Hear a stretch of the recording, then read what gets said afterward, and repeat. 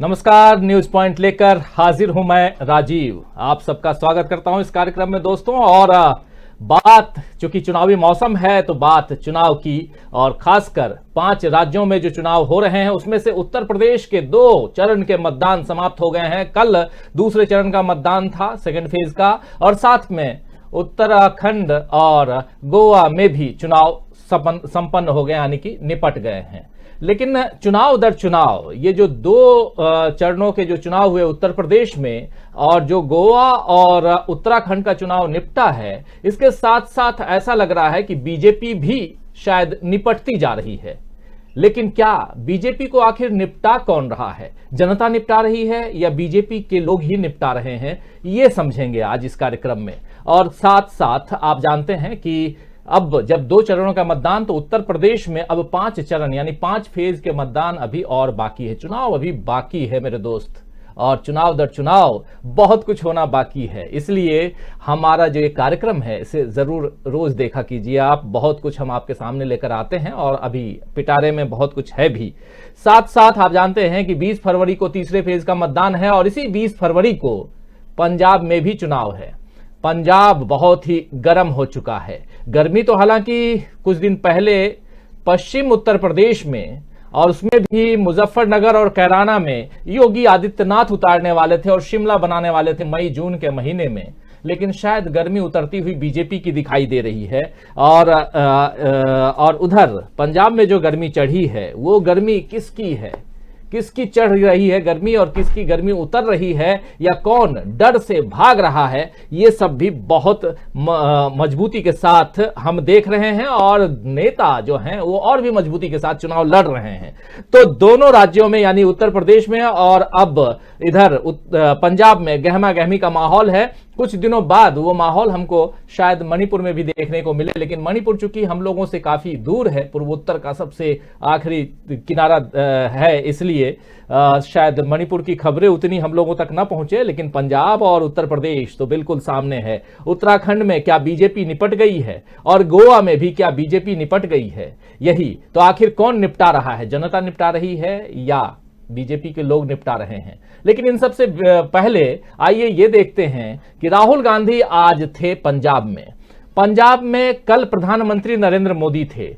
2 सभाएं थी पंजाब के वर्तमान मुख्यमंत्री, जो कांग्रेस के अभी मुख्यमंत्री पद के उम्मीदवार भी हैं, चरणजीत सिंह चन्नी की। लेकिन दोनों सभाओं की कल चरणजीत सिंह चन्नी को प्रधानमंत्री नरेंद्र मोदी के कारण नो फ्लाई जोन का हवाला देते हुए इनके हेलीकॉप्टर को, यानी चरणजीत सिंह चन्नी के हेलीकॉप्टर को उड़ान भरने से मना कर दिया गया, यानी उड़ने नहीं दिया गया। इस पर साजिश का अंदेशा लगाया है चरणजीत सिंह चन्नी ने कि हमें प्रधानमंत्री नरेंद्र मोदी मुझसे जो है वो बदला ले रहे हैं। और क्या सचमुच वो बदला ले रहे हैं, या बीजेपी में ऐसा है बदला लेने की भावना है, ये भी समझेंगे। आप लोग तमाम दोस्त साथी जो हमारे साथ अब तक जुड़ चुके हैं, जो जुड़ने वाले हैं, ये जो सवाल मैं उठा रहा हूं, इन सवालों पर भी आप अपनी प्रतिक्रिया दे सकते हैं। बीच बीच में आप अपनी बातों को रख सकते हैं। और इस बीच इधर आप देखिए कि आज आशीष मिश्र टेनी, जी हां वही आशीष मिश्र मोनू, अजय मिश्र टेनी का जो बेटा है, वो मोनू साहब जो हैं, वो आज लगभग 3 महीने के बाद, 3 नहीं 4 महीने कह लें, 4 महीने के बाद, लगभग 4 महीने, वो 196 या 193 दिन कह सकते हैं के बाद वो जेल से रिहा हो गया है। तो ये आशीष रिहा तो हो गया है, लेकिन उसकी रिहाई के साथ जो दोष उसके ऊपर है वो अभी खत्म नहीं हुआ है। और जो दोष है वो ये है कि किसानों को, निहत्थे किसानों के ऊपर, जो किसान चुपचाप अपनी सभा के बाद जा रहे थे, उनके ऊपर उसने अपनी गाड़ी चढ़ा दी थी और 4 किसानों की मौके पर ही जान चली गई थी। इसके बाद 4 की और जान गई, जिसमें एक पत्रकार की भी, और तथाकथित रूप से 3 बीजेपी के कार्यकर्ता भी थे। तो कुल मिलाकर के 8 लोगों की जान गई थी। एक बहुत ही विभत्स चेहरा उत्तर प्रदेश में देखने को मिला था। और इसके साथ साथ एक सवाल भी उठता है कि जिस उत्तर प्रदेश में इस बार बीजेपी कानून व्यवस्था दुरुस्त करने का दावा करके चुनाव लड़ रही है, जो योगी आदित्यनाथ कहते हैं कि जहां भी गुंडा आता है वहां हम बुलडोजर चला देते हैं, एनकाउंटर करवा देते हैं, रात को लड़कियां बिल्कुल गहने लाद कर स्कूटी पर अकेले घूम सकती हैं। इस उत्तर प्रदेश की कानून व्यवस्था क्या है, इसकी तहकीकात भी हम आज करेंगे।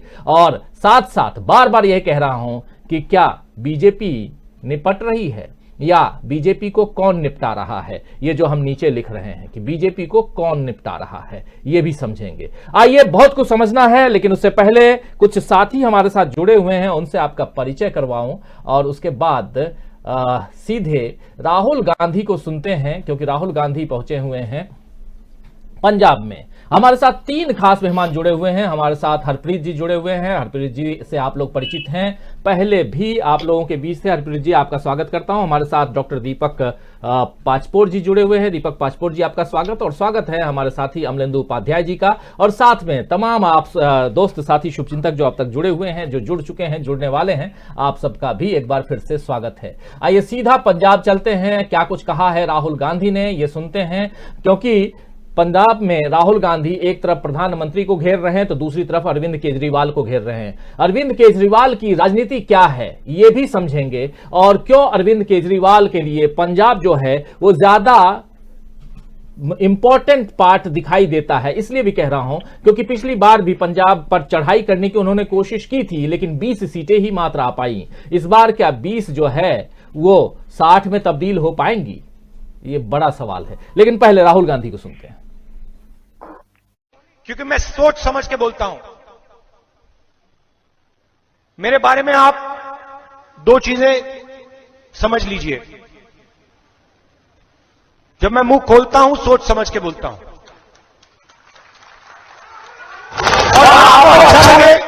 और आपको अच्छा लगे या खराब लगे, मैं इस स्टेज से झूठे वायदे नहीं करूंगा। आप मुझे मतलब 24 घंटे बोलो राहुल जी जाके झूठा वायदा कीजिए, मैं नहीं करूंगा। मुझे उसमें इंटरेस्ट ही नहीं है। झूठे वायदे सुनने हैं, बहुत सारे लोग आपको झूठे वायदे कर देंगे।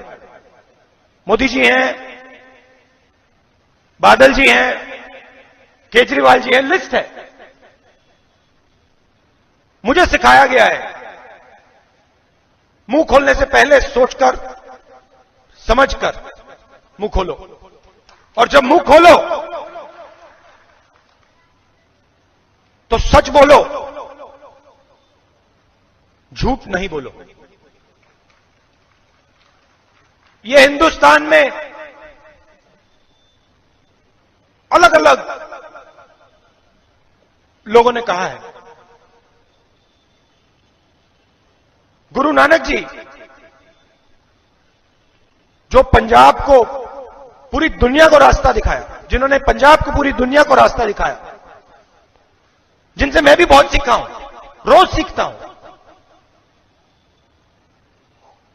उन्होंने भी यही 2 बातें बोली थी। मुंह खोलने से पहले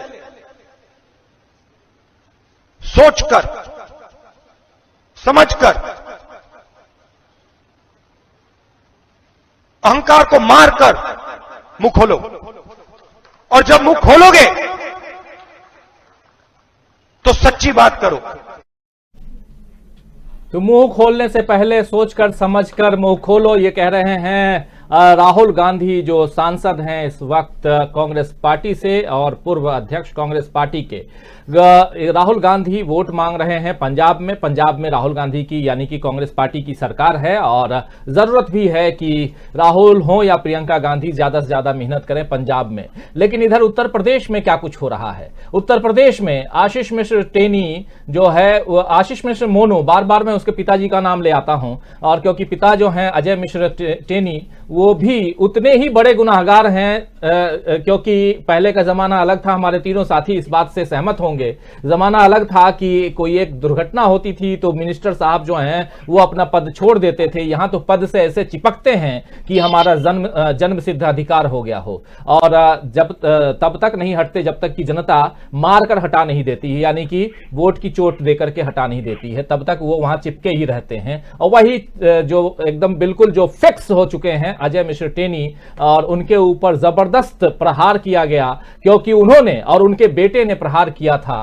खासकर किसानों के ऊपर। लेकिन अब चूंकि आशीष जो है वो बाहर आ चुका है, अब आशीष के बाहर आने का क्या चुनाव पर असर पड़ेगा? तीसरे फेज का जो चुनाव है, चौथे फेज का जो चुनाव है, उस चुनाव पर, उत्तर प्रदेश के चुनाव पर क्या असर पड़ेगा? एक तो यह सवाल है। दूसरा सवाल यह है कि जब निपटने और निपटाने की बात हो रही है, हमारे साथी अमलेंदु उपाध्याय जी बार बार यह बात कहते हैं कि मोदी जी शायद योगी जी को निपटा रहे हैं। तो यहां कौन किसको निपटा रहा है, या योगी जो है वो मोदी को निपटाएंगे? यही हम यहां आज समझने की कोशिश करेंगे, क्योंकि दो चुनाव के बाद, पहला फेज और दूसरा फेज उत्तर प्रदेश का, इन दोनों फेज के चुनाव के बाद यह तो साफ समझ में आ रहा है कि कहीं ना कहीं गड़बड़ तो है बीजेपी के अंदर। और उधर उत्तराखंड और गोवा में तो गड़बड़ हो चुका है। उत्तराखंड और गोवा का चुनाव खत्म हो चुका और उस चुनाव में बीजेपी निपट गई है, यह खबर तो आ ही रही है। तो अंदर खाने कौन किसको निपटा रहा है, यही समझेंगे। उधर राहुल गांधी जरूर अपनी बातें, और राहुल गांधी का अंदाज अपना है, वो अपने अंदाज से सोबर राजनीति करने की कोशिश करते हैं वो, और अपने आप में वो सोबर हैं भी, तो अपने अंदाज में वो राजनीति करते हैं। लेकिन बीजेपी की राजनीति कुछ अलग है। सबसे पहले बीजेपी की जो राजनीति है, इसी पर चर्चा करते हैं। जल्दी जल्दी एक एक कमेंट चाहूंगा आप तीनों से।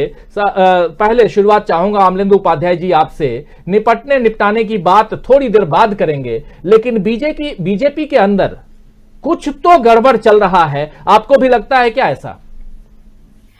बिल्कुल राजीव जी, बीजेपी के अंदर कुछ नहीं, बहुत कुछ ज्यादा गड़बड़ चल रहा है, और ये चीजें अब सतह पर जो है साफ साफ दिखाई देने लगी है। मतलब अभी तक जो थी वो कयास होते थे, मीडिया में चर्चाएं होती थी, शोशेबाजियां होती थी, लेकिन अब जो है वो सतह पे एकदम साफ साफ दिखने लगा है कि भारतीय जनता पार्टी के अंदर बहुत कुछ ज्यादा गड़बड़ है। और जो जिस तरीके से भूकंप आता है, तो पहले सतह के नीचे गड़बड़ होती है, उसके बाद फिर वो आके सतह के ऊपर आता है। तो ये भूकंप की स्थिति भारतीय जनता पार्टी के अंदर मुझे लगता है ये बन चुकी है। सतह के नीचे चीजें थी वो अब सतह के ऊपर आने वाली हैं। जी, फिर आगे चर्चा करेंगे। बिल्कुल, हरप्रीत जी क्या कहेंगे आप? आवाज आ रहा है क्लियर? बिल्कुल बिल्कुल। देखिए, बिल्कुल वो बात है कि ये आपस में ही लगे हुए हैं, कई चीजें हैं, बहुत इनफाइटिंग भी है।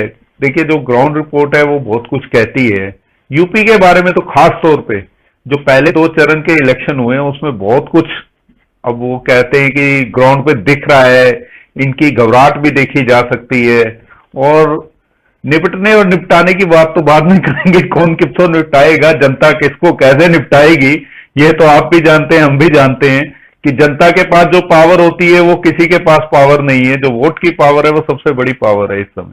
बस मैं इतना ही कहना चाहूंगा, बाकी बाद में करते हैं। वोट की चोट, और ये चोट कब लगने वाली है और किसको लगने वाली है, ये बहुत ही महत्वपूर्ण है, और उस पर भी चर्चा करेंगे। लेकिन बीजेपी को कौन निपटा रहा है, इस पर आज हम चर्चा कर रहे हैं, क्योंकि 2 फेज का मतदान हम देख चुके। उत्तर प्रदेश का और उत्तराखंड और गोवा में चुनाव खत्म हो चुका है। उत्तराखंड और गोवा का चुनाव जो है उसमें क्या बीजेपी निपट चुकी है, यह भी बड़ा सवाल। रिजल्ट तो है वो आएगा 10 मार्च को, लेकिन उससे पहले लोग तो यही कह रहे हैं कि हां, उत्तराखंड और गोवा में बीजेपी निपट चुकी है। लेकिन अंदर खाने, खासकर उत्तर प्रदेश में बीजेपी को कौन निपटा रहा है, यह भी समझने की हम यहां कोशिश करेंगे। और बाहर जो कुछ दिखाई दे रहा है, यानी कि हाथी के खाने के दांत कुछ और, दिखाने के दांत कुछ और, क्या वही दिखाने के दांत लेकर के प्रधानमंत्री नरेंद्र मोदी, गृह मंत्री अमित शाह, मुख्यमंत्री योगी ये घूम रहे हैं, ये समझेंगे। लेकिन उससे पहले बीजेपी को लेकर के जितनी बातें अभी हम करेंगे आगे, आप लोग उन बातों पर गौर फरमाइए और उन बातों को जरूर समझने की कोशिश कीजिए,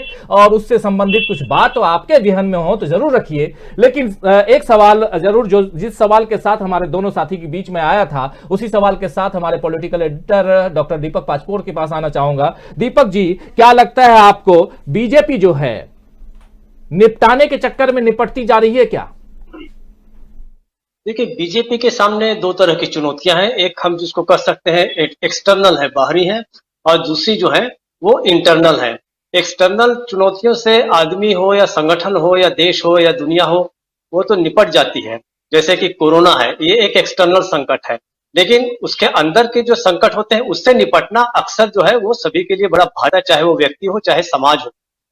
मुझे ऐसा लगता है अगले अगले अपनी बातचीत के अगले राउंड में मैं कुछ और बातें कहूंगा, लेकिन इंटरनली मुझे ऐसा लगता है जिस भी व्यक्ति को राजनीति शास्त्र का, राजनीति विज्ञान का या व्यवहारिक राजनीति का थोड़ा भी ज्ञान हो, वो इस बात को तो समझ सकता है कि कौन प्रधानमंत्री चाहेगा कि उसका कंप्यूटर अगले चुनाव में कहीं न कहीं से जीत कर आ जाए। और मेरा ऐसा मानना है कि इस चुनाव के नतीजे चाहे जो हो, चाहे बीजेपी, एक हाइपोथेटिकल है कि हो सकता है कि 5 राज्यों में जीत जाए या हो सकता है कि 5 राज्यों में हार जाए, तो भी ये जो इंटरनल जो स्ट्रगल है, अंदर का जो कॉन्फ्लिक्ट है, उसके 3 एंगल्स हैं। प्रधानमंत्री मोदी हैं, शाह जी हैं और तीसरे जो है योगी जी हैं। इनके बीच जो सत्ता का संघर्ष है, ये बहुत ही जोरदार तरीके से होगा। मुझे कोई आश्चर्य नहीं कि इसमें 3 खेमे में भारतीय जनता पार्टी वैसे ही विभक्त हो जाए जैसे कभी अटल बिहारी वाजपेयी का एक खेमा था, दूसरा आडवाणी जी का खेमा था और तीसरा मुरली मनोहर जोशी का खेमा था। क्योंकि कोई भी नहीं चाहेगा, मोदी जी क्यों चाहे कि योगी जी जीते ऐसे कठिन स्थितियों में और इतने लोकप्रिय हो जाएं। वो तो चाहेंगे कि निश्चित रूप से योगी जी हारें और योगी जी भी चाहेंगे कि मैं हर हाल में जीतूं और प्रधानमंत्री पद के दावेदार के रूप में सामने आऊं। और तीसरा एंगल जो है वो है हमारे अमित शाह जी का। अमित शाह चाहते हैं कि मैं कब तक दूसरों को प्रधानमंत्री बनवाने के लिए चाणक्यगिरी करूंगा, मैं क्यों नहीं बन सकता प्रधानमंत्री। यह सत्ता का जो इंटरनल संघर्ष है, मुझे ऐसा लगता है कि मेजर कौन है वो इंतजार कर रहा है भारतीय राजनीति में, और भारतीय जनता पार्टी का जैसे किसी समय पे कांग्रेस का हुआ करता था। राजू जी, अभी तो पहले राउंड में मैं इतना ही कहूंगा, आपने ओपनिंग कमेंट मांगा है, निश्चित रूप से मैं इसको कुछ और एलोबरेट करूंगा। हमारे साथी वरिष्ठ पत्रकार राहुल लाल जी जुड़ गए हैं। राहुल लाल जी, आपका स्वागत करता हूं इस कार्यक्रम में। कार्यक्रम अब पहले से थोड़ा और पहले हम करने लगे हैं, 6:30 बजे का हमारा समय अब हो गया है और कोशिश हमारी यही कि दिन भर की गतिविधियों, और चूंकि चुनाव के बिल्कुल जैसे कहते हैं कि समुद्र में आ चुके हैं, चुनाव जो है उसके बिल्कुल समुद्र के बीच में हम पहुंचे हुए हैं। 2 फेज का मतदान समाप्त हो चुका है और तीसरे फेज का इंतजार है। तीसरा फेज 20 फरवरी को है और 20 फरवरी को तीसरे फेज यानी कि उत्तर प्रदेश के तीसरे फेज के साथ साथ पंजाब का चुनाव भी है। बहुत ही महत्वपूर्ण चुनाव है पंजाब, जहां कांग्रेस की सरकार इस वक्त है। क्या कांग्रेस सस्टेन करेगी? क्या कांग्रेस दोबारा आएगी सत्ता में? और साथ साथ ये भी कि आम आदमी पार्टी को लेकर के दिल्ली और इधर उधर मीडिया के जरिए जो बात फैलाई जा रही है, क्या वो सच है? क्या आम आदमी पार्टी सरकार बनाने जा रही है? आज कांग्रेस के एक कद्दावर नेता ने अपनी पार्टी को छोड़ दिया। अश्विनी कुमार जो हैं वो मनमोहन सिंह के समय कानून मंत्री भी रहे हैं और उन्होंने कहा कि चूंकि कांग्रेस हार रही है और आम आदमी पार्टी आ रही है, इसलिए मैंने कांग्रेस का अगले 8-10 साल तक कोई भविष्य नहीं है। अरे भाई साहब, पिछले 46 साल से आप उसी कांग्रेस में थे, वहां आपको बहुत भविष्य दिखाई दिया। आपके बेटे को कांग्रेस ने टिकट नहीं दिया इसलिए आपने छोड़ दिया, ये तो कह दो। लेकिन यही बात है कि ये दगाबाज लोग हैं। इन लोगों को बाहर, जैसे राहुल गांधी कहते थे कि इनको बाहर चले जाना चाहिए, वो जा रहे हैं। खैर, एक सूचना के तहत ये इंफॉर्मेशन आप लोगों तक दे रहा हूं दोस्तों, जो इस खबर को नहीं जानते हैं। अश्विनी कुमार पंजाब से आते हैं, बहुत कुछ दिया कांग्रेस ने, लेकिन अब वही कांग्रेस खराब लगने लगी है। चलिए खैर, ये पार्टी के अंदर की बात है, लेकिन जब चुनाव की बात हो तो हम और आप बैठे हुए हैं चुनाव पर विश्लेषण करने के लिए, और यहां विश्लेषण ये कर रहे हैं कि बीजेपी को कौन निपटा रहा है, और इस पर अभी हम चर्चा आगे जारी रखेंगे। तीसरे फेज की बात मैं कर रहा हूं, पंजाब का चुनाव, पंजाब में चुनाव और साथ में उत्तर प्रदेश में चुनाव। और उत्तर प्रदेश में भी वो एरिया बहुत ही महत्वपूर्ण एरिया है जहां आशीष जो है, ये साहब आशीष मिश्र मोनू, ये भी उस एरिया से आता है और ये अब बाहर है। आशीष मिश्र मोनू और उसके पिताजी जो केंद्रीय गृह राज्य मंत्री हैं, वो क्या गुल खिलाएंगे ये भी देखना होगा। और साथ साथ किसानों को, जो निहत्थे किसानों के ऊपर जो थार महिंद्रा की जो गाड़ी चढ़ा दी गई थी, जिससे हत्या कर दी गई थी, वो क्या याद नहीं रखेंगे, भूल जाएंगे? ये भी बहुत कुछ है। लेकिन एक ओपनिंग कमेंट हमारे साथी राहुल लाल जी से लेना चाहूंगा। राहुल लाल जी, बीजेपी आज की तारीख में 2 फेज और इधर उत्तराखंड और गोवा, आपके पास क्या खबरें हैं? देखिए, सब 2-3 चीजें देखिए। उत्तराखंड की स्थिति, वहां पे एक तरह से जो स्थितियां रही, वहां पे आम आदमी पार्टी के लिए कोई स्पेस पहले से ही नहीं था और वो हुआ भी नहीं। उनके कारण से कोई चुनावी समीकरण को भी वो प्रभावित करने की स्थिति में उत्तराखंड में नहीं रहे। इसलिए उत्तराखंड की जो स्थिति रही, जो सूचनाएं है हमारे पास, वो कहीं एक तरह से कांग्रेस काफी मजबूत स्थिति में है। उत्तराखंड की मैं बात करूं, बहुत ज्यादा नेशनल मीडिया में आम आदमी पार्टी को जो लेकर बात होती है कि वो तो गोवा में भी बड़ा हलचल मचा रही है। मैं जरा दर्शकों को थोड़ा वो भी समझा दूं मैं कि वहां तृणमूल कांग्रेस और इनके बहाने से ये सूचना दी गई कि वो कांग्रेस का वोट काटेंगे और सारे राजनीति में जो है उथल पुथल का दौर आ रहा है। तो देखिए तृणमूल कांग्रेस 2012 से वहां पर इलेक्शन लड़ रही है और उनकी कोई भी सीट नहीं आने जाने वाली, वो कोई सीट नहीं ला रहे हैं। वो नंबर 1 चीज। अगर गोवा को हम लोग देखें, मैं संक्षेप में चूंकि उधर से शुरू करते हैं फिर पंजाब भी आ जा रहा हूं, आम आदमी पार्टी को समझाने के लिए कह रहा हूं। गोवा को देखें तो उत्तरी गोवा, दक्षिणी गोवा एक तरह से है, वहां पे आप आम आदमी पार्टी देखिए लगातार 14, 17, 19 वो इलेक्शन लड़ रही है गोवा में, लेकिन पहले चुनाव में 1.5%, फिर वो 3% पे पहुंची, फिर वो 4-5% पे पहुंची। तो ये एक तरह से उसी स्तर पे है। और जिन नेताओं को वो ले रहे थे, वहां के नेताओं की स्थिति ये थी कि वो लगातार पाले बदल रहे थे, मेहनत की तरह की स्थितियां थी उनकी। मैं अभी भी कह रहा हूं कि उनका गोवा में भी कोई बड़ा सा आपको रोल आपको नजर नहीं आएगा उनका, कि वो गोवा में भी कुछ बड़ा क्रांति करने वाले हैं। जो लोग ये सोच रहे हैं तो गोवा की राजनीति से बहुत दूर है। तो गोवा की स्थिति भी आम आदमी पार्टी की स्पष्ट हो गई। अब मैं आता हूं आम आदमी पार्टी की स्थिति को थोड़ा पंजाब में स्पष्ट कर दूं। देखिए पंजाब का जब भी हम लोग विश्लेषण करते हैं तो बार बार कह रहा हूं कि देखिए उसको मालवा, माझा, दोआब, इस तीनों संदर्भ में हम लोगों को समझना पड़ेगा। आम आदमी पार्टी की जो उपस्थिति है वो केवल मालवा तक सीमित है और वो वहीं पर है। माझा और दोआब में कई ढंग से उसकी जो है एक तरह से जो संगठनात्मक ढांचा है वो भी उनका ढंग का उनका संगठनात्मक ढांचा बना हुआ नहीं है। ऐसे में कांग्रेस का, आपने सही कहा कि कांग्रेस के वरिष्ठ नेता जो पार्टी छोड़कर जा रहे हैं और कह रहे हारने वाले हैं, तो वो देखिए हम लोग जानते हैं कि वो उनके व्यक्तिगत लोगों की आकांक्षाएं हैं, तमाम व्यक्तिगत जो भी चीजें हैं उस कारण से वो ऐसा निर्णय ले रहे हैं। अभी भी वहां पे कांग्रेस ही इकलौती ऐसी पार्टी है पंजाब में जो तीनों जगह पे लड़ाई लड़ रही है और तीनों जगह उसके अपोनेंट भले बदल जाते हैं। देखिए अगर अकाली दल भी कभी भी तीनों जगह पे वो उपस्थिति दर्ज नहीं करा पाई, आम आदमी पार्टी जितने दिल्ली में उसको अलग ढंग से उसको प्रसारित किया जा रहा है, वो वही चीज वहां पे हम लोग नहीं देखेंगे। इसलिए वो स्थितियां अलग है। कांग्रेस की स्थिति पंजाब में भी जो मुझे दिख रही है और जो तमाम अपने पत्रकार मित्रों से मेरी वार्तालाप हो रही है उसके हिसाब से कांग्रेस काफी मजबूत हालत में है पंजाब में। और जो प्रथम और द्वितीय चरण के चुनाव जो उत्तर प्रदेश में हुए हैं, देखिए प्रथम चरण में तो स्थिति काफी मजबूत थी, गठबंधन, सपा गठबंधन की स्थिति। द्वितीय चरण में उस स्थिति में और भी ज्यादा मजबूती आई है। तो एक तरह से जो कल अलग अलग हिस्सों से जो भी खबरें मिली हर तरफ, तो वोटिंग का पैटर्न जो था वो काफी मजबूत स्थिति में थी। और मैं अभी जो जहां पर चर्चा चल रही है, जो दीपक साहब कह रहे थे कि भाई भारतीय जनता पार्टी कहीं कहीं अपने आंतरिक चीजों में बहुत ज्यादा उलझी हुई नजर आ रही है। वो फुल एनर्जी के साथ जिस तरह से विपक्ष काफी शानदार रणनीति के साथ चुनाव लड़ते हुए दिख रहा है, उस प्रकार के रणनीति के साथ बीजेपी चुनाव नहीं लड़ रही है। अब आप बताइए, यहाँ पे हम लोग देख रहे हैं कि एक तो आजम खान को आपने इतना बड़ा विलन बताया है और दूसरा मैं दो पात्र ले रहा हूं। एक तो जो टेनी जी के पुत्र जो आज रिहा भी हो गए हैं, आशीष मिश्र, दूसरे तक आजम खान को बिल्कुल विलन नंबर 1 बना दिया है राजनीति में। आरोप क्या है? कोई गंभीर किस्म के आरोप भी दर्ज नहीं कर पाया। आप उनके ऊपर बकरी चोरी, किताब चोरी, भैंस चोरी, इस प्रकार के वरिष्ठ नेता के ऊपर आरोप लगाए गए हैं और उनको विलन बना के उनको कार्रवाई करने की बात कर रहे हैं। जबकि एक किसानों को कुचलते हुए जिसका वीडियो पूरे देश ने देखा, पूरे दुनिया ने देखा, वहां पे वो पता नहीं 5000 पेज की कौन सी रिपोर्ट पेश की गई जिसमें उसने जांच में पुलिस जांच में भी पाया गया और हम सारे लोग जो कि वो जान गए कि स्थितियां क्या रही और कैसी रही, वो उसके बावजूद वो रिहा हुआ था और आजम खान अभी भी अंदर है। मैं तो कह रहा हूं कि अगर यही स्थिति है भारतीय जनता पार्टी के रूल ऑफ लॉ को लागू करने के लिए, तो आप अनुशंसा कर दीजिए कि अजय मिश्र टेनी जी तो गृह मंत्री रहेंगे ही। एक तो पहले उनको भी हटा दीजिए, माननीय गृह मंत्री अमित शाह को, उनका प्रमोशन करके उनको गृह राज्य मंत्री से गृह मंत्री बना दीजिए और उनके बेटे को ना हो तो भारत रत्न का पुरस्कार दे दीजिए। ये कोई रूल ऑफ लॉ होता है क्या?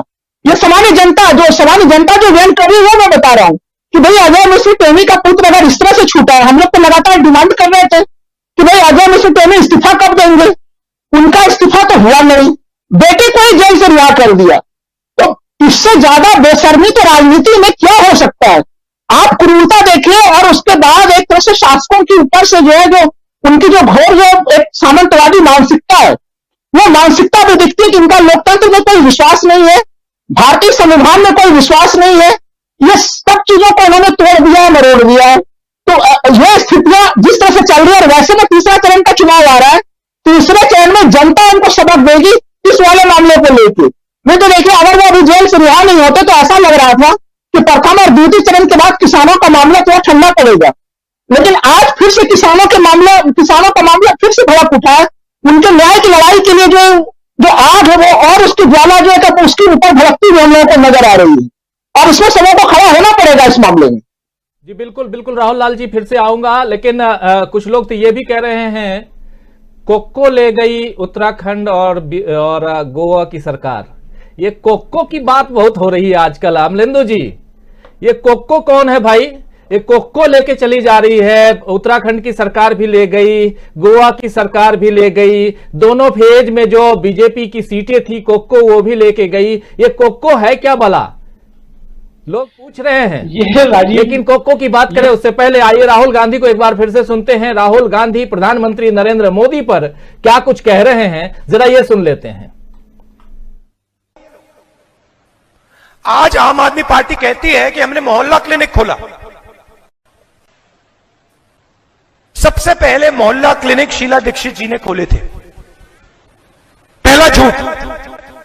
दूसरा झूठ, ये आपके जो मोहल्ला क्लिनिक थे ये कोविड के समय कहां गायब हो गए?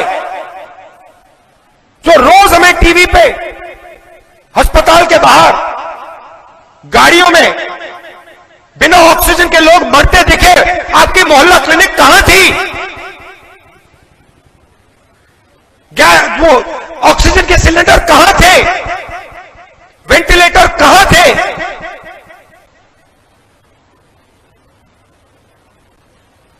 पंजाब में हमने काम किया, कोरोना से हम लड़ाई लड़े, झूठे वायदे नहीं किए। और आज मैं आपसे कह रहा हूं,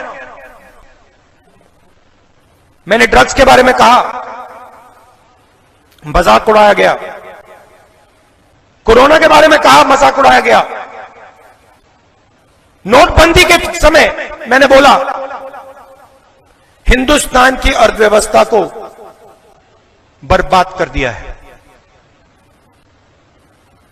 आपको याद होगा नरेंद्र मोदी जी ने कहा था मुझे फांसी से लटका देना।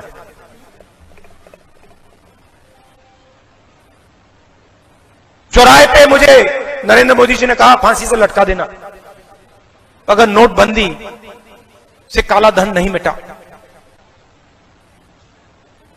रो कर कह रहे थे मुझे लटका देना अगर काला धन नहीं मिट गया, अगर आपके बैंक अकाउंट में पैसा नहीं आया, मुझे लटका देना। क्या हुआ? भूल गए? लाइन में खड़े थे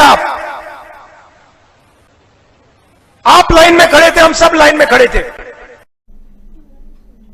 तो राहुल गांधी बहुत कुछ कह रहे हैं यहां पर। प्रधानमंत्री नरेंद्र मोदी ने भी बहुत बड़ी बड़ी बातें कही थी। आपको याद होगा सबसे शुरुआत में उन्होंने कहा था आपने उनको 60 साल दिए, मुझे 60 महीने दे दो।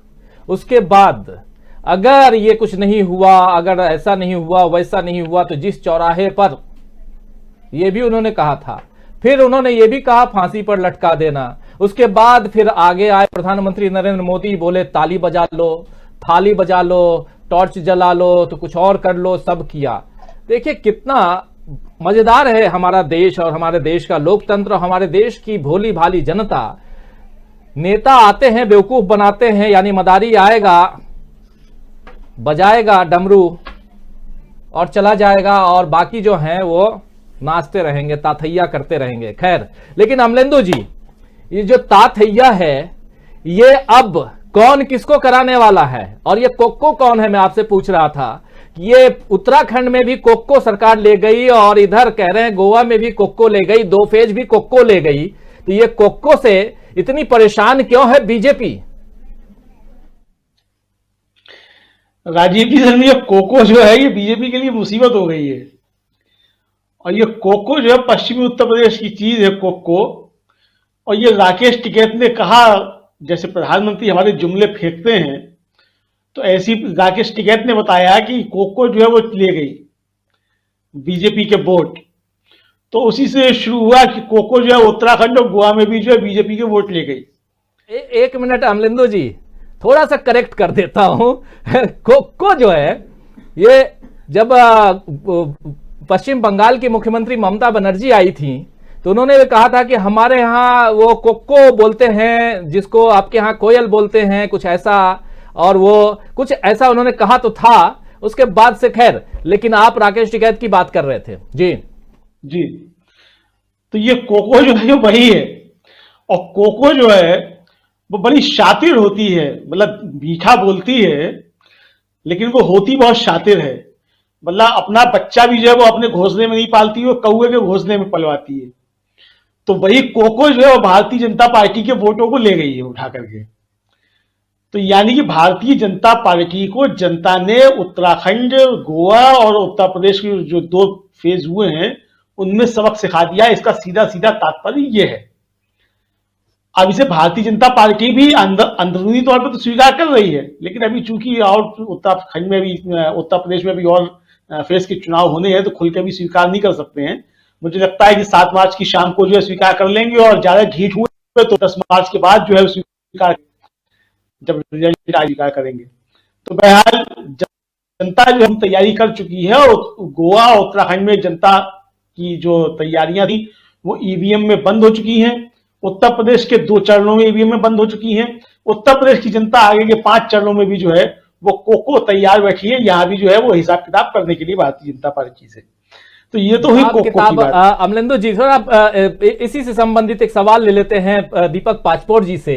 दीपक जी, ये जो हिसाब किताब की बात हो रही है, आप बहुत नजदीक से चुनाव को देख रहे हैं, कई चुनावों को आपने देखा है, ये चुनाव जरा अलग अंदाज का दिखाई दे रहा है। क्योंकि कल जब हम लोग बात कर रहे थे, कल शाम को गोवा से हमारे साथी जुड़े हुए थे किशोर जी भी बता रहे थे कि गोवा में लोगों में जबरदस्त उत्साह है, लेकिन ये उत्साह किस तरफ है ये समझ में नहीं आ रहा है। वो उनका भी कहना था कि बहुत दिनों बाद ऐसा चुनाव देख रहा हूं जहां उत्साह ही उत्साह है, लेकिन ये पक्ष में है कि विपक्ष में, ये नहीं समझ में आ रहा है। क्या आपको समझ में आ रहा है, चाहे वो गोवा का मामला हो, चाहे उत्तराखंड का मामला हो, चाहे 2 फेज उत्तर प्रदेश का हो जो अभी तीसरे फेज में प्रवेश करने जा रहा है, यानी 20 फरवरी को तीसरा फेज है और साथ में पंजाब भी है। मणिपुर तो अभी थोड़ा दूर है, लेकिन ये जो पंजाब और उत्तर प्रदेश और साथ में गोवा और ये उत्तराखंड, ये क्या लगता है, ये जो कोको की बात और कोको ले गई, ये क्या सचमुच ले गई? आपके पास क्या खबर है?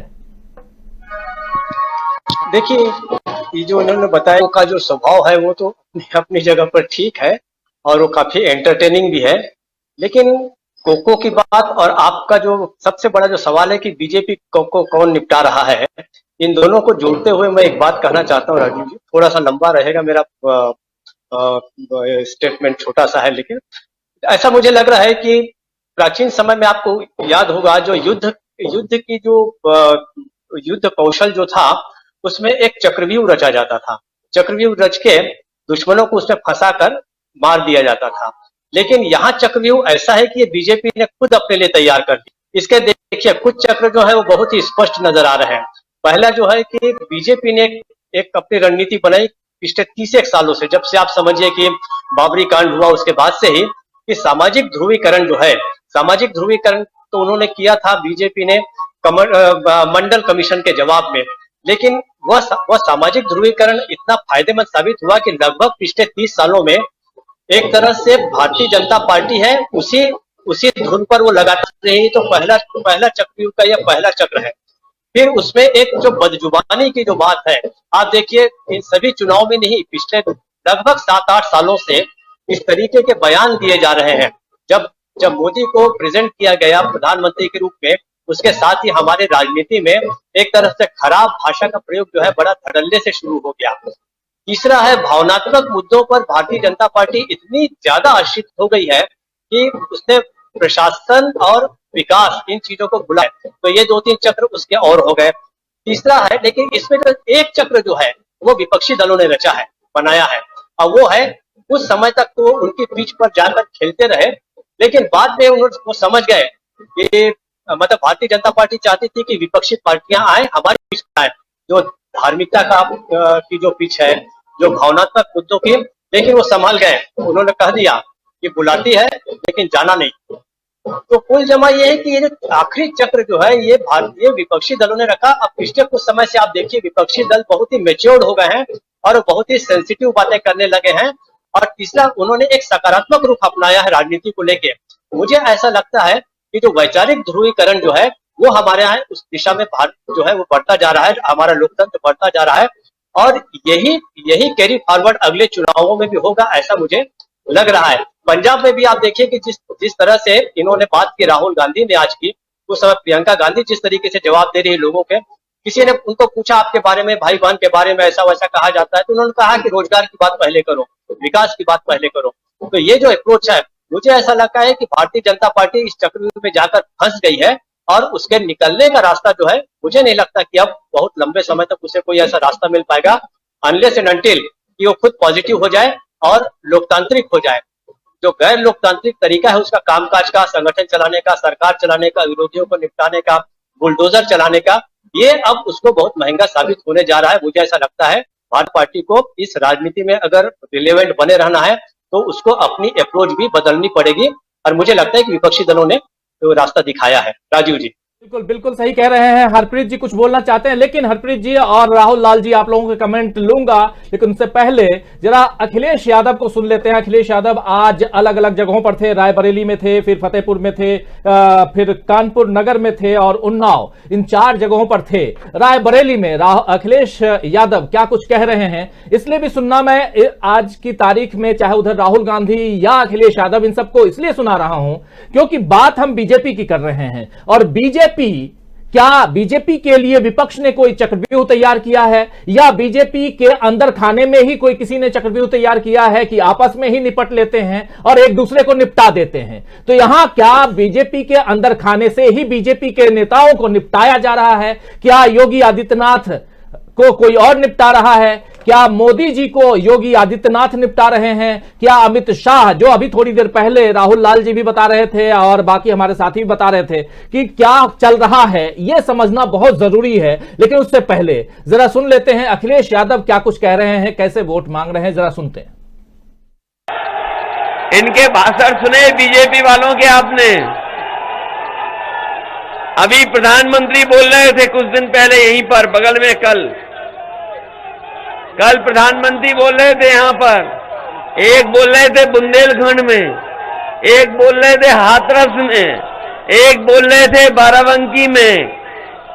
कभी इनका भाषण ध्यान से सुनना आप, और जब ध्यान से सुनोगे और आकलन करोगे तो आप पाओगे कि इनके जो छोटे नेता हैं वो छोटा झूठ बोल रहे हैं, जो इनके बड़े नेता हैं बड़ा झूठ बोल रहे हैं, और जो सबसे बड़े हैं वो सबसे बड़ा झूठ बोल रहे हैं। ये बात सही है कि नहीं है?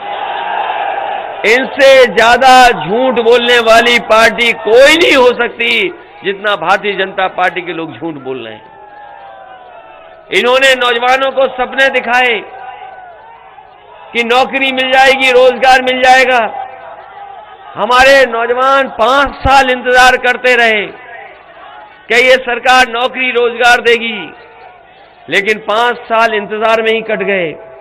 बताओ इंतजार में कट गए कि नहीं कट गए? ये जो गर्मी निकालने की बात कर रहे हैं, जो भाप हो गए हैं और वोट पड़ेगा उस दिन धुआं हो जाएंगे।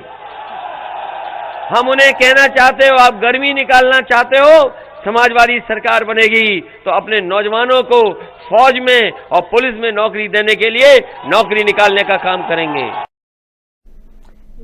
तो ये थे अखिलेश यादव, आप सुन रहे थे रायबरेली में, और यहां हम चर्चा कर रहे हैं कि कौन किसको निपटा रहा है। हमारे साथी हैं बनवारी मीना, लिख रहे हैं कि कोई किसी को नहीं निपटा रहा है, इनको इनके कर्म निपटा रहे हैं।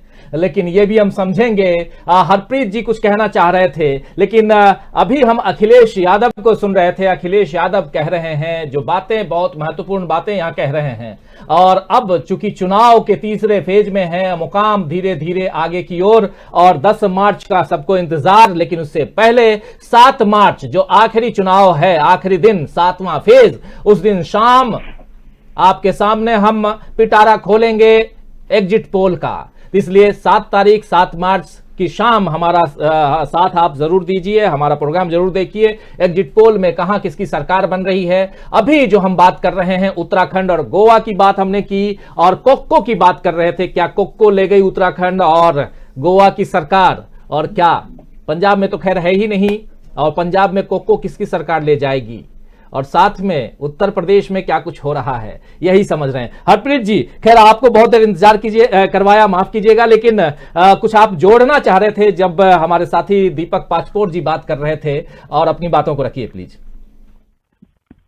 देखिए, बिल्कुल वही बात है, बिल्कुल सही बात है। जैसे मैं अमलेंदु जी का भी जिक्र करूंगा, जो इन्होंने टिकैत साहब का जिक्र किया था, वो कोको ले गई, तो वो एक्चुअली में जब उन्होंने बोला ना कि कोको ले गई, तो ये लोग समझ में नहीं आया इन लोगों को कोको का मतलब क्या है। ये डिक्शनरियां ढूंढने लग गए, ये कोको कहते हैं किसको है।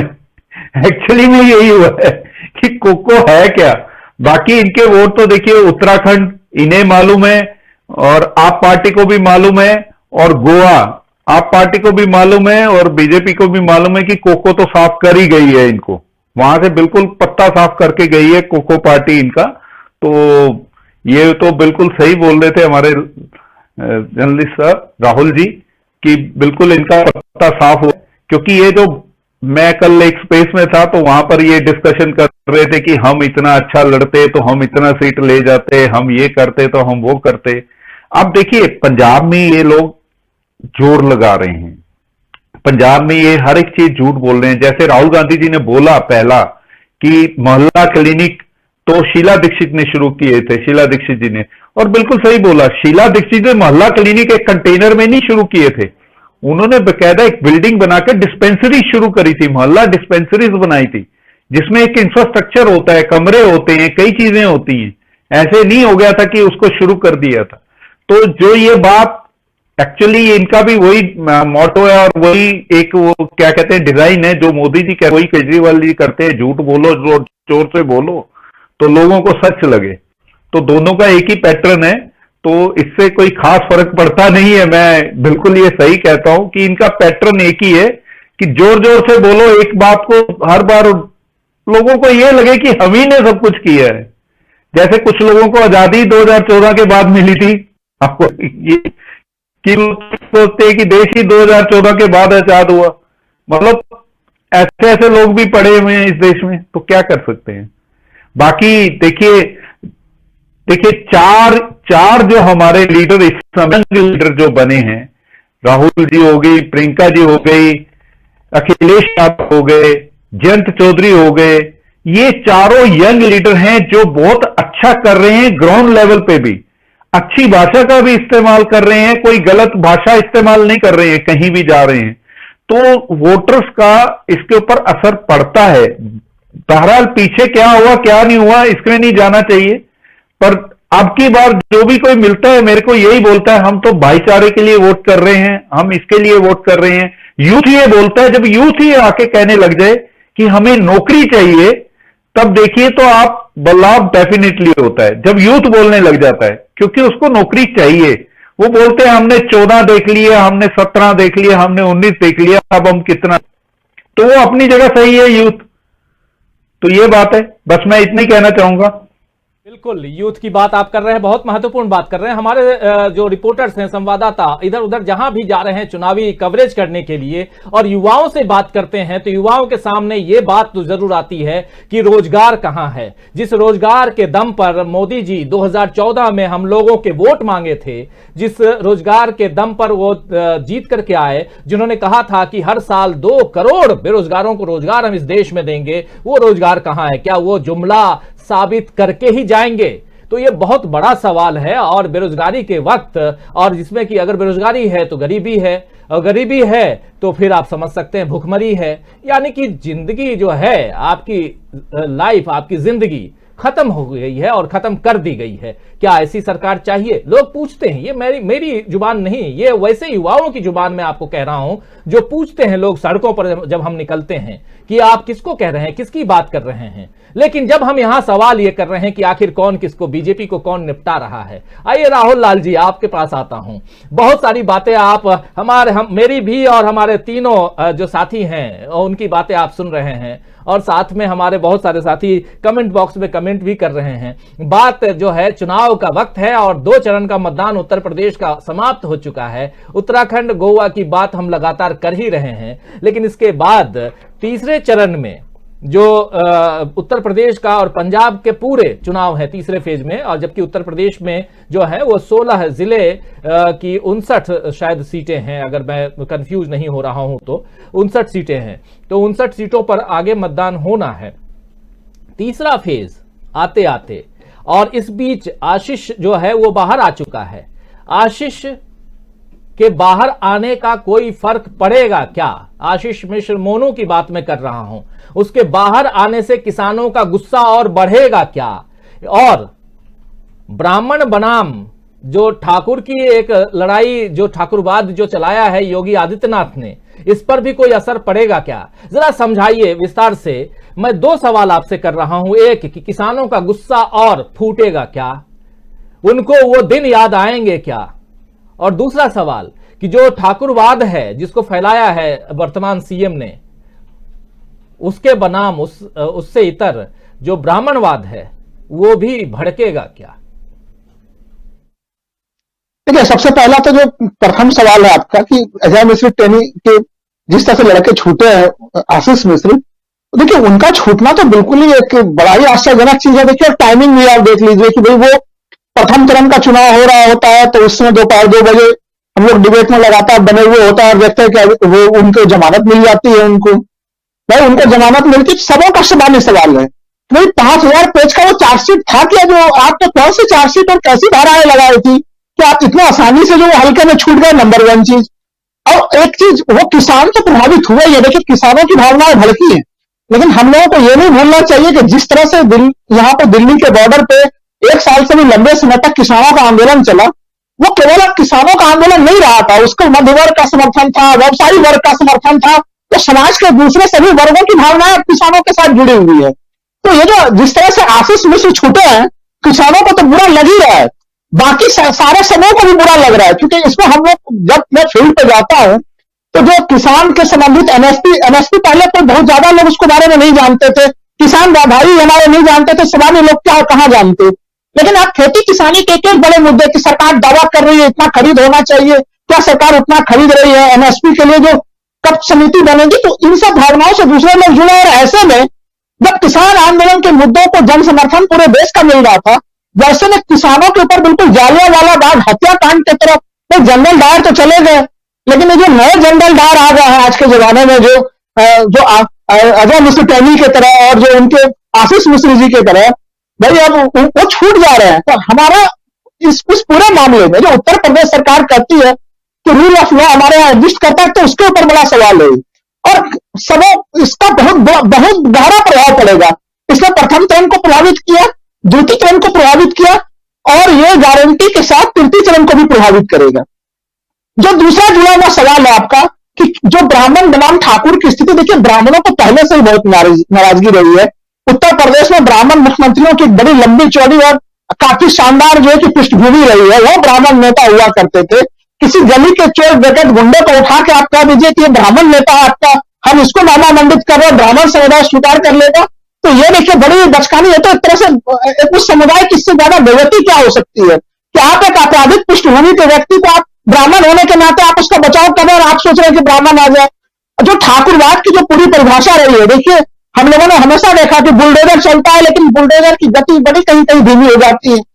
अभी इस समय जनता के बीच में सबसे बड़ा उदाहरण जो फैला हुआ है धनंजय सिंह जी का कि भाई 25,000 के इनामी है।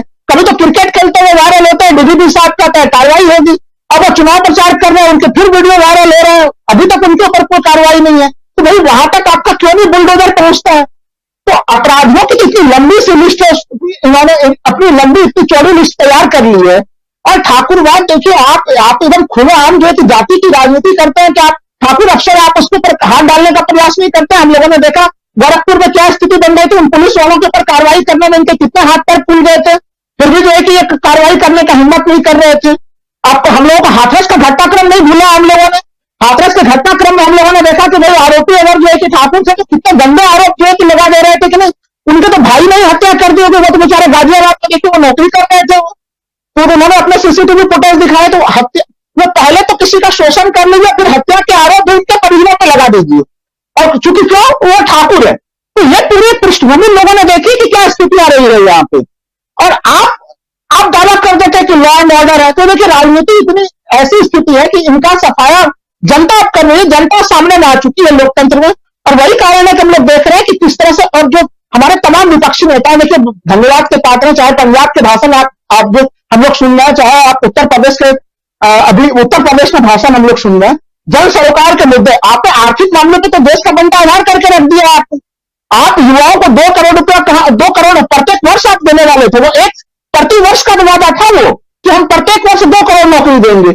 और यहां तो पता चल रहा है कि लोग गरीबी, मध्यम वर्ग भी गरीबी रेखा से नीचे आ रहा है, बेरोजगार और बेरोजगार हो रहा है, महंगाई अपने आलम तमाम जो है कि वो महंगाई अपने चरम के स्तर पर पहुंची हुई है। तो ये सभी इस मुद्दे को काफी जबरदस्त तौर पर प्रभावित कर रहे हैं। राहुल लाल जी, आपके पास आऊंगा फिर से। बहुत सारे सवाल और बहुत सारी बातें आप रख रहे हैं, बहुत महत्वपूर्ण बातें यहाँ आप रख रहे हैं, लेकिन यहाँ सवाल यही उठता है, आज एक बहुत मजेदार वाकया भी सामने आया है। जब बीजेपी के राष्ट्रीय अध्यक्ष जेपी नड्डा पंजाब पहुंचे तो किसानों ने उनका रास्ता रोक लिया। फाइनली जिस रास्ते से वो जाना चाह रहे थे उस रास्ते से वो नहीं जा पाए और उनको अपना रास्ता बदलना पड़ा। ये हाल ना सिर्फ पंजाब में है, ये हाल बीजेपी का ये हाल जो है वो उत्तर प्रदेश में सबसे ज्यादा है। कई जगह बीजेपी के नेताओं का विरोध हो रहा है, नेताओं को विरोध का सामना करना पड़ रहा है, लेकिन कई जगह बीजेपी के नेता एकदम भड़काऊ भाषण दे रहे हैं, भड़काऊ बयानबाजियां भी कर रहे हैं, मार काट की बातें कर रहे हैं, बदला लेने की बातें कर रहे हैं। क्या यही लोकतंत्र है? शर्म आनी चाहिए ऐसे लोगों को। अभी कुछ दिन पहले, 2 दिन पहले उत्तराखंड में हमने देखा कि असम के चीफ मिनिस्टर ने राहुल गांधी को लेकर के, उनके माता पिता को लेकर के क्या कुछ कहा। तो वैसे ही अमित शाह का बयान हमने सुना कि हरीश रावत को लेकर के वो क्या कह रहे थे।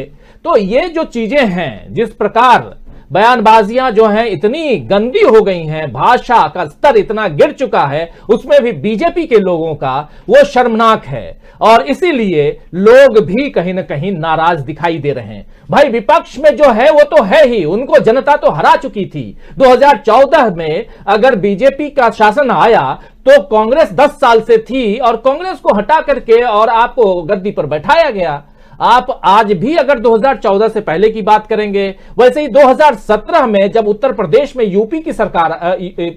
यूपी में बीजेपी की सरकार आई तो अखिलेश यादव की सरकार को हटा करके आई थी और जनता ने ही हटाया था, आपने नहीं हटाया। जनता ने वोट आपके पक्ष में वोट दिया और तब सरकार उनकी गई और आपकी सरकार आई। आज भी 2017 से पहले की बात करते हैं। जिस कानून व्यवस्था की आप बात कर रहे हैं उसी प्रदेश में कानून व्यवस्था का हाल यह है कि अमिताभ ठाकुर आज जेल में हैं, कपिल खान के ऊपर बार बार अलग अलग धाराएं आप लगाए रखते हैं और इनके अलावा कई ऐसे मामले हैं ये जेल में। और हमारे एक साथी लिख भी रहे हैं कि आप पत्रकार महोदय, आप इतने सीनियर हैं, आपको समझ में आना चाहिए, जुडिशियरी का काम अलग है, सरकार का काम अलग है। माफ कीजिएगा साहब, जुडिशियरी और सरकार दोनों अलग अलग हैं, लेकिन इसी देश के और इसी लोकतंत्र का हिस्सा हैं। और कहीं ना कहीं अगर कहीं ऐसी बू आती है तो उस पर हम पत्रकारों को आवाज उठानी चाहिए और इसलिए हम आवाज उठा रहे हैं।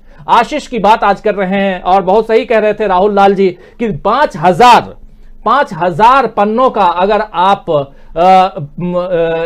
चार्जशीट जमा करते हैं तो वह 5,000 पन्नों के चार्जशीट के बाद भी आप फटाफट आपकी रिहाई आपको जमानत मिल जाती है, वो भी इतने विभत्स कर्मों के बाद। खैर, जनता है, सब देखती है, सब जानती है और वही देखेगी जानेगी। लेकिन एक बाइट सुनाना चाहता हूं, अगर अखिलेश यादव की शायद नई वाली बाइट होगी, जरा सुनाइए क्या कुछ कह रहे हैं। इसलिए भी क्योंकि विपक्ष जो है, विपक्ष बहुत महत्वपूर्ण भूमिका अदा कर रहा है। आगे आओ, लेकिन उससे पहले अमलेंदु उपाध्याय जी, जो कुछ भी आप देख रहे हैं, जो बातें मैं कह रहा हूं, अब तीसरे फेज में जो उत्तर प्रदेश का जो तीसरा फेज है, जरा फटाफट में रिकैप कर देता हूं कि कहां कहां चुनाव होना है। 3rd पेज में मजेदार है, हाथरस में है, फिरोजाबाद में है, कासगंज है, एटा है, मैनपुरी है, फर्रुखाबाद है, कन्नौज है, इटावा है, कानपुर देहात, औरैया, कानपुर नगर और जालौन है और झांसी है और इसके अलावा ललितपुर, हमीरपुर और महोबा है। मतलब एक तरफ रोहिलखंड का भी थोड़ा सा पार्ट है और बुंदेलखंड का पार्ट भी है और धीरे से आप बढ़ रहे हैं अवध की ओर भी। ये मजेदार एरिया है जहां बीजेपी की जद्दोजहद भी है और समाजवादी पार्टी की जद्दोजहद भी है, साथ में कांग्रेस और बीएसपी अपनी लड़ाइयां लड़ ही रहे हैं। क्या लगता है अमलेंदु जी कि ये जो तीसरा फेज है, इन दोनों फेज से अलग होगा? आइए एक बार फिर से अखिलेश यादव को सुनते हैं, उसके बाद आपके पास आऊंगा इन्हीं सवालों के साथ, सीधा आपके जवाब चाहूंगा, लेकिन अखिलेश यादव को सुनाइए। बड़े बड़े नेता यहां पर आ रहे हैं, भारतीय जनता पार्टी का कोई नेता ऐसा नहीं है जो उत्तर प्रदेश में नहीं आ रहा हो। उत्तर प्रदेश में सब आ गए हैं और उनके अगर भाषण सुनोगे, अगर आकलन करोगे तो आप जानोगे कि उनके जो छोटे नेता हैं वो छोटा झूठ बोल रहे हैं, जो उनके बड़े नेता हैं बड़ा झूठ बोल रहे हैं, और जो सबसे बड़े नेता हैं वो सबसे बड़ा झूठ बोल रहे हैं। बताओ ये झूठ बोलने वाली पार्टी है कि नहीं है? आपको याद है कि किसान भाइयों के लिए वादा किया था कि उनकी आय दोगुनी हो जाएगी। आप में से बहुत सारे लोग हैं, और मैं तो कहता हूं सब किसान हैं या किसान के परिवार के नौजवान दिखाई दे रहे हैं। बताओ आप में से कितनों की आय दोगुनी हो गई है? किसी की आय दोगुनी हुई हो तो बताओ। और अभी जब धान बिका होगा तो ना खरीद केंद्र बने और किसी भी किसान का सरकारी केंद्र पर खरीद नहीं हुई। अगर किसी की खरीद हुई हो तो बताओ। धान में लूट हुई कि नहीं हुई? और जब आप लोग खाद लेने गए होंगे, पहले तो खाद मिली नहीं, और अगर मिल भी गई खाद तो घर में आकर के देखा होगा 5 किलो की चोरी हो गई कि नहीं हो गई। आज गरीब अपनी गाड़ी नहीं चला पा रहा है, नौजवान अपनी मोटरसाइकिल नहीं चला पा रहा है। डीजल पेट्रोल महंगा हो गया, और पेट्रोल तो 100 के पार हो गया होगा, और नहीं हुआ होगा तो बीजेपी जीत जाएगी तो 200 पार कर देगी। इसलिए सावधान रहिए इनसे, सावधान सावधान रहिए इनसे। जब इन्हें कुछ समझ में नहीं आ रहा है, बहकी बहकी बातें कर रहे हैं। कल आपने मुख्यमंत्री जी का भाषण सुना था कि नहीं सुन पाया? और जो सुन नहीं पाया वो सुनना मत। और जिन्होंने देखा होगा उनका चेहरा, हमारे पत्रकार साथियों ने तो देखा होगा उनका चेहरा, बताओ उनके चेहरे पे 12 बज गए कि नहीं बज गए? और इधर तो सुन रहे थे योगी आदित्यनाथ जी के चेहरे पर 12 बज गए कि नहीं बज गए, अखिलेश यादव पूछ रहे हैं। और क्या अमलेंदु उपाध्याय जी आपको भी दिखाई दे रहा है? पत्रकार साथियों से पूछ रहे थे, आप भी पत्रकार हैं, आपको भी दिखाई दे रहा है क्या योगी आदित्यनाथ के चेहरे पर 12 बजे हैं कि नहीं? राजीव जी, मैं तो देख चुका हूं कि 12 बज चुके हैं योगी जी के चेहरे पे भी, मोदी जी के चेहरे पे भी। लेकिन मैं अखिलेश जी की एक बात से कतई सहमत नहीं हूं। अब वो बात यह है कि वो कह रहे हैं कि छोटा नेता छोटा झूठ बोलता है, बड़ा नेता बड़ा झूठ बोलता है, सबसे बड़ा नेता सबसे बड़ा झूठ बोलता है। वहां तो झूठ बोलने में कंपटीशन मचा हुआ है कि कौन किससे ज्यादा झूठ बोलता है। तो वहां छोटे बड़े का भेद जो है वो झूठ बोलने के मामले में, मतलब अखिलेश जी की शब्द झूठ बोलना हमारी संसदीय भाषा में मिथ्या वाचन में कंपटीशन है छोटे से लेकर बड़े नेता के बीच में। और छोटा नेता जो है, हर छोटा नेता वो बड़े नेता को टक्कर देना चाहता है कि मैं तुमसे ज्यादा जो है बड़ा मिथ्या वाचन कर सकता हूं। तो इस मामले में मैं अखिलेश जी की बात से जो है कतई सहमत नहीं हूं। मुझे लगता है कि अगर अखिलेश जी तक ये बात पहुंची तो वो आगे इसकी जो है वो तरमीम कर लें, शुद्धि कर लें कि वहां कंपटीशन रहा है पूरी तरीके से। अब जो तीसरा चरण है राजीव जी, ये वो चरण है कि जिसमें भारतीय जनता पार्टी ने बड़ा अच्छा परफॉर्मेंस किया था 2017 के चुनाव में। और इस चरण में जो ओबीसी मतदाता है वो एक बड़ी निर्णायक भूमिका में है। और इस चरण में 2017 के चुनाव में समाजवादी पार्टी को जो नुकसान हुआ था वो घर के झगड़े से भी बहुत ज्यादा नुकसान हुआ था, मतलब शिवपाल सिंह की वजह से भी बहुत ज्यादा नुकसान हुआ था। अब वो खाई जो है समाजवादी पार्टी, तो वो घर की जो कमी थी उसको दूर कर लिया। और दूसरा जो सबसे बड़ा है, जो ओबीसी मतदाता था, तो जो जिस दरार को पैदा करके ओबीसी मतदाताओं के बीच में भारतीय जनता पार्टी ने विजय पाई थी 2017 में, उसमें भी समाजवादी पार्टी ने जबरदस्त तरीके से जो है ओबीसी मतदाताओं को अपनी तरफ खींचा है इस चुनाव में। और ओबीसी मतदाताओं के बीच ये बात साफ अब पहुंचने लगी है कि योगी जी का ही चूंकि चेहरा है और योगी जी ही मुख्यमंत्री हैं और बनेंगे जैसी घोषणाएं लगातार की हैं, ये ओबीसी इसको अपने एक तरीके से अपमान के रूप में देख रहा है। और जितने फर्जी एनकाउंटर्स हुए हैं, जो आरोप लगे हैं कि फर्जी एनकाउंटर्स, तो सुप्रीम कोर्ट में भी मामला है फर्जी एनकाउंटर्स को लेकर के, तो आप अगर वो सूची उठा करके देखें जातिवार, तो ओबीसी के और ब्राह्मणों के जबरदस्त तरीके से फर्जी एनकाउंटर जो है और दलितों के हुए।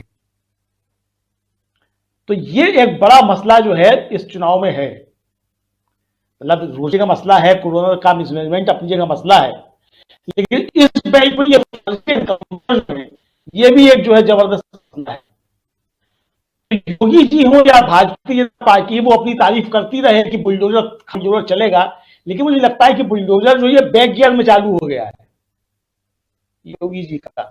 अमलेंदु जी, आपकी आवाज कट रही है, वो फिर से दीन आएंगे दयाल आपके पास उपाध्याय हम। और चूंकि आवाज आपके बीच में डिस्टर्ब हो रही है, और बात यही कर रहे हैं हम कि कहां क्या, और तीसरे फेज की बात कर रहे थे इस वक्त। तीसरे फेज में कहां चुनाव है, इस पर चर्चा। और तीसरा फेज इंपॉर्टेंट इसलिए है क्योंकि हालांकि देखें तो 2017 की तुलना करें तो चाहे पहला फेज हो कि दूसरा फेज हो कि तीसरा फेज हो, हर फेज में बीजेपी काफी मजबूत रही। पहला फेज जहां पर 58 सीटें, अभी 58 सीटों पे जो चुनाव हुआ, उत्तर प्रदेश की बात कर रहा हूं, उनमें से इन 58 में से 53 सीटें, 53 सीट्स बीजेपी के खाते में थी। लेकिन इस बार क्या होगा, फिर 55 सीटें सेकेंड फेज में, वहां 38 सीटें बीजेपी के खाते में थी, 38 सीट्स बीजेपी के खाते में, 12 सीट मात्र आई थी समाजवादी पार्टी को, और पहले फेज में मात्र 2 सीट आई थी समाजवादी पार्टी को। तो लेकिन जो तीसरा फेज है वो और भी मजबूती के साथ उस समय लड़ी थी बीजेपी। क्या उस मजबूती के साथ इस बार भी बीजेपी लड़ पाएगी? बीजेपी क्या अभी उतनी मजबूत है? और एक महत्वपूर्ण बात, इंपॉर्टेंट बात, हमारे साथी अमलेंदु उपाध्याय जी कह रहे थे कि उस समय समाजवादी पार्टी को तीसरा फेज जो है, जिस एरिया में हो रहा है, जिसमें एटा इटावा ये सब जो अभी बता भी रहे थे, मैं अभी जो बता रहा था आपको, जिसमें कानपुर नगर भी है, जालौन भी है, झांसी भी है, ललितपुर है, हमीरपुर है, महोबा है, कानपुर देहात है, औरैया है, इटावा है, कन्नौज है, फर्रुखाबाद, मैनपुरी, एटा, कासगंज, फिरोजाबाद और हाथरस, इन तमाम जिलों में जो चुनाव हैं 59 सीटों पर, 59 सीटों पर, ये सीटें क्या अब बीजेपी लूज करेगी? ये महत्वपूर्ण है। और ये इसलिए भी महत्वपूर्ण सवाल है क्योंकि पिछली बार चाचा और भतीजा अलग अलग थे, इस बार चाचा भतीजा साथ साथ हैं। ओबीसी की बात कर रहे हैं, ओबीसी का भी एक बहुत बड़ा गठबंधन अब समाजवादी पार्टी के साथ में है। तो ये जो साथ है, जो गठबंधन है, और जब आप पूछिए लोगों से कि किसको वोट दोगे, तो कोई बीजेपी बोलता है, कोई गठबंधन बोलता है, सपा भी नहीं, चर्चा गठबंधन की होती है। तो ये जो कॉम्बिनेशन है, इस कॉम्बिनेशन में कौन किस पर भारी पड़ रहा है ये समझ रहे हैं। लेकिन इसके बाद एक बाइट भी देखेंगे और थोड़ा और समझेंगे राहुल लाल जी से भी और हरप्रीत जी से भी कि बीजेपी को कौन निपटा रहा है। आप ये सवाल हम लेकर के और इस सवाल का जवाब देकर के ही इस कार्यक्रम को खत्म करेंगे। लेकिन दीपक पाचपोर जी, अगर उत्तर प्रदेश की राजनीति की बात करें जिसमें समाजवादी पार्टी और बीजेपी आज की तारीख में, या गठबंधन कह लें, समाजवादी पार्टी गठबंधन कह लें, वो और बीजेपी, दो ध्रुवीय चुनाव यहां पर साफ दिखाई दे रहा है। ये दो ध्रुवीय चुनाव आपने पहले भी देखा होगा, और इस दो ध्रुवीय चुनाव में किसको फायदा किसको घाटा होता है, अगर एक सेफोलॉजिस्ट के हिसाब से, पॉलिटिकल एनालिस्ट के रूप में अगर पूछूं तो आप क्या कहेंगे? देखिए, गठबंधन जो है ये तो समझिए कि किसी भी राजनीतिक दल के लिए अक्सर ज्यादातर वरदान ही साबित होते हैं। मुझे 95 का महाराष्ट्र का चुनाव याद है, जब शिवसेना और जनता पार्टी ने गठबंधन किया था, और उस समय एक रिपोर्ट लिखी थी कि बंबई में 34 की 34 सारी सीटें कांग्रेस लूज कर रही है, तो लोग मेरी रिपोर्ट पर हंसे थे। क्या मेरी आवाज नहीं आ रही है? आपको रोकूंगा, एक्चुअली आपके पीछे शायद बारात जा रही होगी, पटाखे और आवाज और म्यूजिक ऐसे हैं, थोड़ा रोक लेते हैं क्योंकि म्यूजिक का मामला है, कई बार कॉपीराइट उस पे भी आ जाता है, तो इसलिए मैं थोड़ा अभी आपके पास बाद में आऊंगा। लेकिन हरप्रीत जी, आप क्या कहेंगे? जो सवाल मैं लेकर के आया था दीपक जी के पास, दीपक जी से बाद में लूंगा, थोड़ा उनके पीछे शायद कोई, मुझे जैसा लगता है कि बारात जा रही है इसलिए वो आवाज आ रही है। हरप्रीत जी।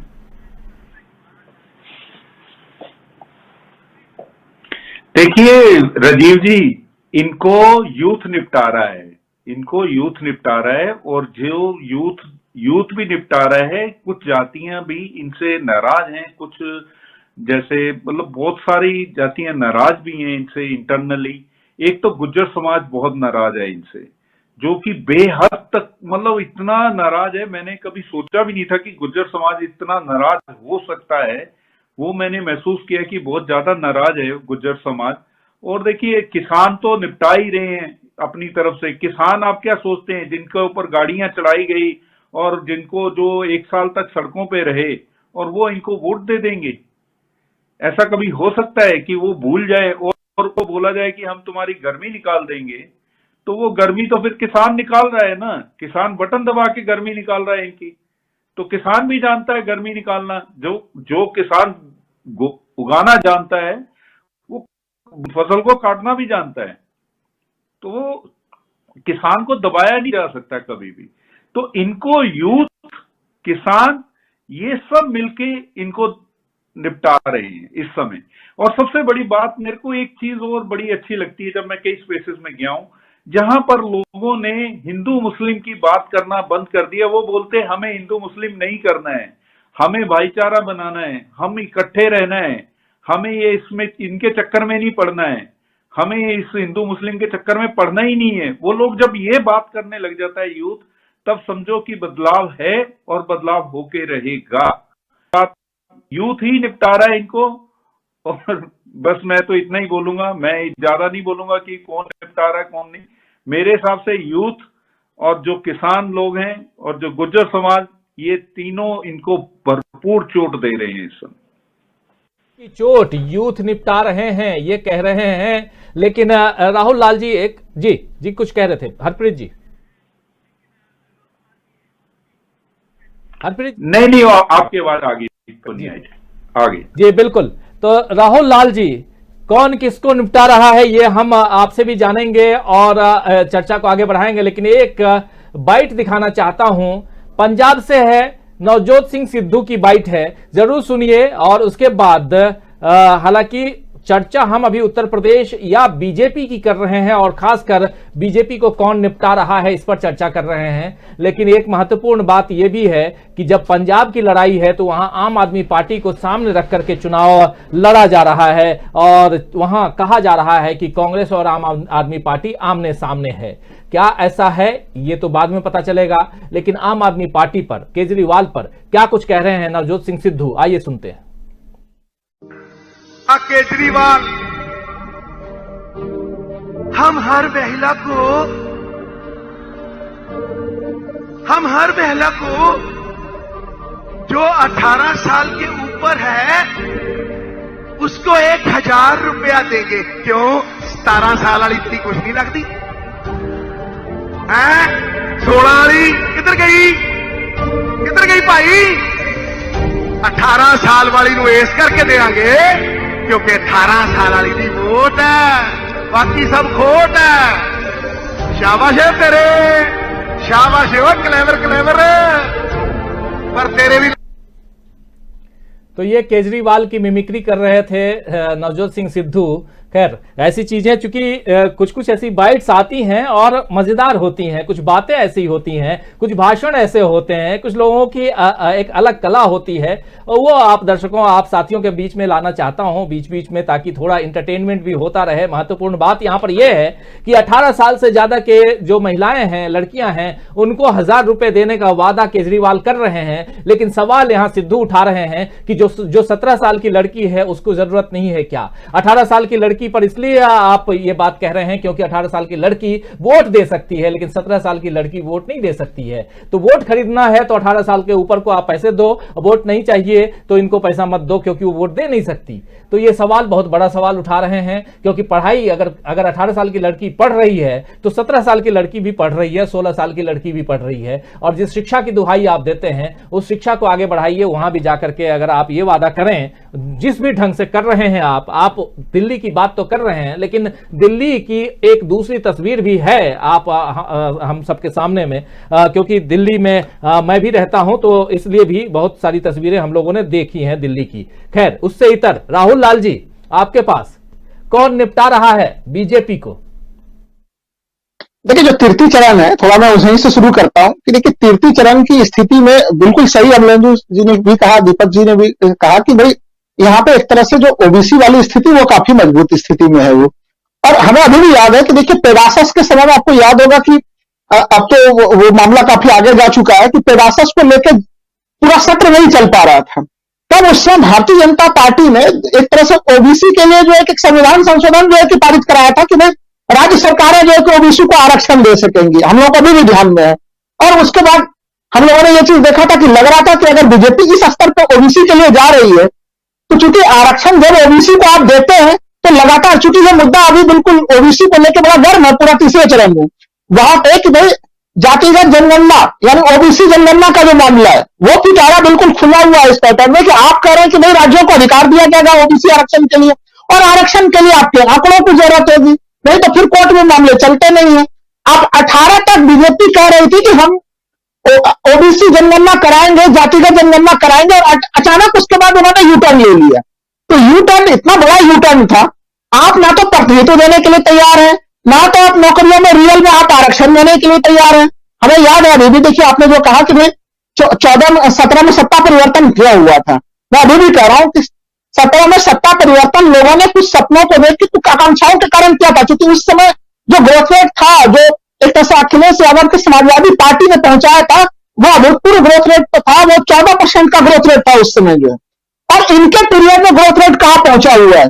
इनका एवरेज ग्रोथ रेट जो इन्होंने पहुंचाया पूरे 5 साल में, जो कहते हैं कि हमने उत्तर प्रदेश में विकास की दरिया बहा दी, हम लोग विकास के समुद्र में जैसे लग रहा है डुबकी लगा रहे हैं, इनके बीजेपी के लोगों के अनुसार 1.95% इनका ग्रोथ रेट रहा।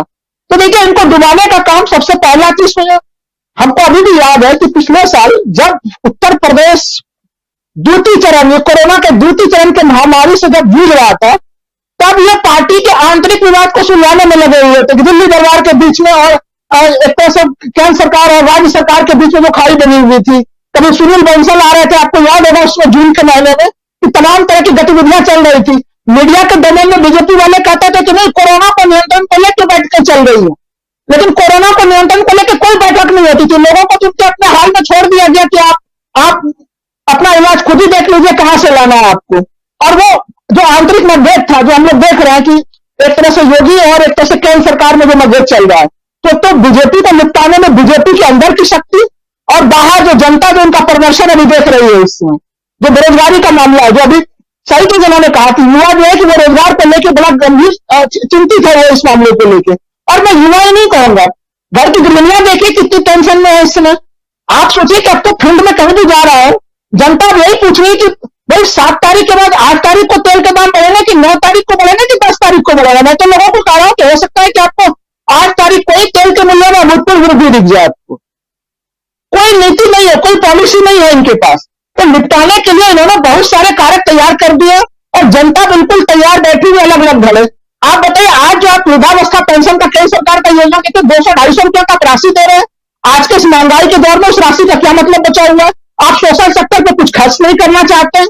इनकी एकमात्र जो उपलब्धि जिसे भारतीय चाहते थे कि हम किराना का मामला उठा लेंगे, एक तरह से वहां पे ध्रुवीकरण का मामला उठा लो, सहारनपुर के दंगे के मामले उठा लो और संसदों के ऊपर लगातार जो है हमला करे और ध्रुवीकरण करे। लेकिन जनता ने जिस तरह से, जैसे कि राकेश टिकैत कहते हैं कि हम स्टेडियम नहीं बनने देंगे, हमने इनके पीठ को उखाड़ के फेंक दिया है, उसी तरह से जनता ने भी इनके पूरे पीठ को उखाड़ के फेंक दिया है। विपक्ष ने भी उसको कहीं से मुद्दा नहीं बनने दिया।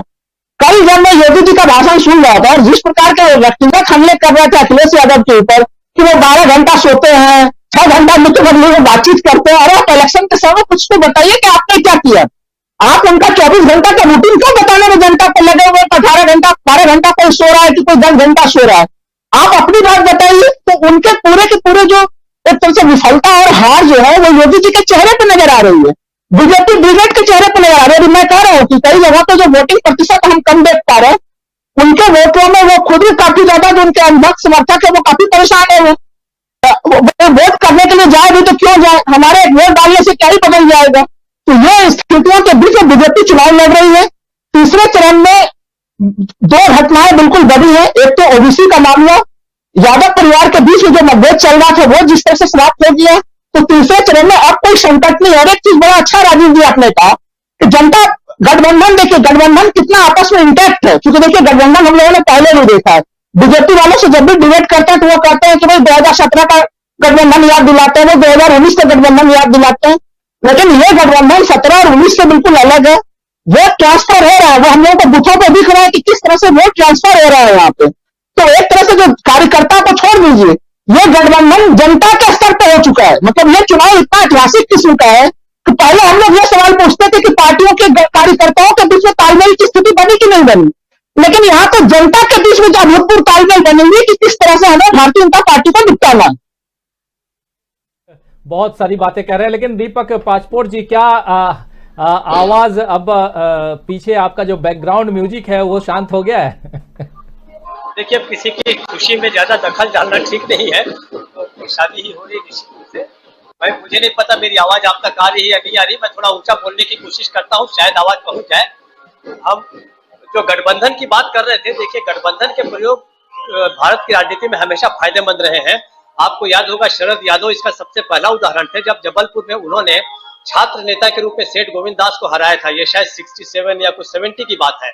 उस प्रयोग को आगे बढ़ाया गया और उसके बाद जो है 77 का जब चुनाव आया तो तमाम बड़ी पार्टियां ने इकट्ठी होकर इंदिरा गांधी को शिकस्त दी थी। ये प्रयोग फिर बाद में बहुत होते गए हैं, कई बार हमारे यहाँ गठबंधन सरकारें बनी है। और जो मैं बता रहा था कि इसका सबसे बड़ा जो हुआ वो 95 में जो हुआ था शिवसेना और भारतीय जनता पार्टी का। बहुत जगह पे भारतीय जनता पार्टी अभी भी गठबंधन की सरकारें चला रही हैं। ये प्रयोग विपरीत दिशा में भी हुए हैं। इसलिए देखिए कि आज जो है एक बड़ी ताकत जो बन के उभरी है सपा और रालोद, इसका कारण ये है कि वोटों का डिवीजन उसने रोक दिया है। और एक तरफ तो पॉलिटिकल वोट्स का डिवीजन रोका है, दूसरी तरफ सामाजिक ध्रुवीकरण का उसने एक नए तरीके से जवाब भी दिया है। दूसरा एक बात जो मैं अभी सिद्धू साहब का आपने जो बाइट दिखाया, मैं मराठी के एक बड़े प्रसिद्ध लेखक हैं, उनका नाम था पुरुषोत्तम लक्ष्मण देशपांडे। उन्होंने एक व्यंग लेख लिखा था जिसमें बताया था कि जो ग्रेसफुल व्यक्ति होता है वो ताड़ी को भी खीर की तरह पी लेता है, और जो बहुत ही डिसग्रेस्डफुल आदमी होता है वो खीर को भी बिल्कुल ताड़ी जैसे बहुत खराब तरीके से पीता है। सिद्धू जैसे व्यक्ति जो है उन्होंने एक बड़ा सीरियस इशू तो उठाया, लेकिन जिस तरीके से उनका प्रेजेंटेशन था तो मुझे ऐसा लगता है कि सिद्धू जो है अपने आप में वो अब कोई एसेट नहीं है, वो निश्चित रूप से पार्टी के लिए लायबिलिटी बन चुके हैं। लेकिन अब कांग्रेस की अपनी मजबूरियां हैं जो ढो रही है। खैर, एक बात और जो आपके अपने किसी एक दर्शक ने लिखा था कि ये सबजुडिस मामला है मोनू वाला, हम उसको क्यों उठा रहे हैं। अभी अमित शाह पंजाब में जाकर कहते हैं कि चन्नी को रिजाइन कर देना चाहिए क्योंकि वो प्रधानमंत्री की सुरक्षा जो है नहीं कर पाए। मेरा ऐसा ख्याल है कि ये मामला भी सुप्रीम कोर्ट की किसी कमेटी के पास है। तो क्या अमित शाह को यह अधिकार है कि इस तरीके के जो सबजुडिस मामले हैं जो कोर्ट के विचाराधीन है, क्या उसको पेश किया जाना चाहिए था। अंतिम बात जो मैं कहना चाहता हूं कि मोनू की जो रिहाई है इसको लीगल दृष्टिकोण से नहीं देखा जाना चाहिए। मुझे लगता है कि ये बहुत बड़ा पॉलिटिकल मामला है और शायद पूर्वांचल में भी योगी को हराने के लिए ऊपर के इशारे पर मोनू को रिलीज किया गया है ताकि जो थोड़ा बहुत वोट मिल सकते हैं भारतीय जनता पार्टी को वो, और उसके कारण योगी कहीं जीत न जाए, इसके लिए मुझे लगता है कि मोनू को छोड़ा गया है।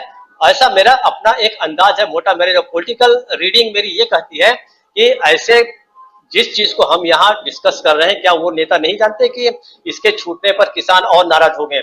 मुझे तो लगता है कि अमित शाह और प्रधानमंत्री मोदी भी चाहते होंगे कि योगी के खिलाफ हवा और बने और योगी तीसरे क्षेत्र में भी वैसी हारे जिस प्रकार से अंदेशा पहले और दूसरे चरण में हारते हुए भी दिख रहे हैं। मोनू के रिहाई को बहुत ही डीपली एनालाइज करने की जरूरत है और ये कोई वकील का काम नहीं है। ये किसी पॉलिटिकल एनालिस्ट का काम है कि मोनू को क्यों छोड़ा गया है। मोनू की रिहाई के पीछे मुझे लगता है कि ऊपर से इसका इशारा गया होगा कि भाई पूर्वांचल में भी इसको हारने दो, वरना कोई भी इतना गैर समझदार नहीं हो सकता जो राजनीति को इतने साल से देख रहा हो, राजनीति में घुसा हुआ हो, और वो चाणक्य भी है। सबसे बड़ी बात यह है उसने अगर छोड़ा है तो मान के चलिए कि उसके पीछे कोई पॉलिटिकल मोटिव अवश्य है और वो योगी के खिलाफ काम करेगा, ऐसा मेरा ख्याल है। राजीव जी बड़ी बात कह रहे हैं अमलेंदु उपाध्याय जी, आप इसको किस रूप में लेते हैं? क्योंकि एक महत्वपूर्ण और बहुत बड़ी बात यही है कि मोनू को इस समय छोड़ना, यानी आशीष मिश्र को छोड़ना, जमानत देना, ये और इस वक्त जबकि सबको पता है कि किसान नाराज होंगे और वो जख्म फिर से हरे होंगे जिस जख्म पर हम लगाने की कोशिश हुई थी।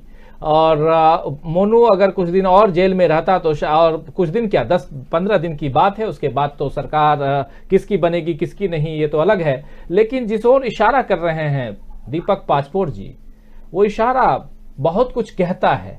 आप किस रूप में देखते हैं इस पूरे मसले को? देखिए राजीव जी, मैं बिल्कुल जो है दीपक जी की बात से 101% सहमत हूं कि ये मामला जो है ऊपर की तरफ से किया गया है और ये जो निपटाने वाली बात चल रही है तो ये निपटाने की ही प्रक्रिया का एक हिस्सा है। देखिए अगर उत्तर प्रदेश में भारतीय जनता पार्टी की सरकार बन जाती है, 1% मान लीजिए, फायदा किसको होगा? क्या मोदी जी को फायदा होगा? क्या भारतीय जनता पार्टी को फायदा होगा? दोनों के उत्तर है ना। और क्यों है? उसका साफ कारण है कि अगर भारतीय जनता पार्टी की उत्तर प्रदेश में सरकार बनती है तो जैसा कि कहा जा चुका है कि योगी जी मुख्यमंत्री बनेंगे, तो योगी जी अगर मुख्यमंत्री बनेंगे तो योगी जी अभी से जो है वो प्रधानमंत्री बनने के लिए तैयारी करेंगे। और योगी जी के अंदर प्रधानमंत्री बनने की क्षमताएं नहीं है। और क्यों नहीं है क्षमताएं? उसके बहुत से कारण हैं। देखिए, मोदी जी अगर प्रधानमंत्री बन गए हैं तो मोदी जी कोई भारतीय जनता पार्टी की अकेली वजह से प्रधानमंत्री नहीं बन गए हैं, इसको भी समझना चाहिए। आरएसएस और भारतीय जनता पार्टी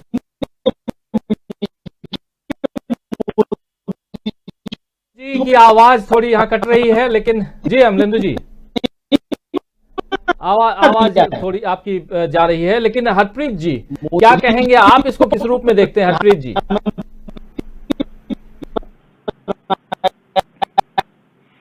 देखिए, बिल्कुल इससे फर्क तो पड़ेगा। किसान जो हैं वो बिल्कुल अगेंस्ट जाएंगे, किसानों का गुस्सा भड़केगा। किसान किस हिसाब से उसको माफ कर देंगे ये बताइए ना। किसान तो ब्लेम करेंगे ही करेंगे कि सरकार ने करवाया है।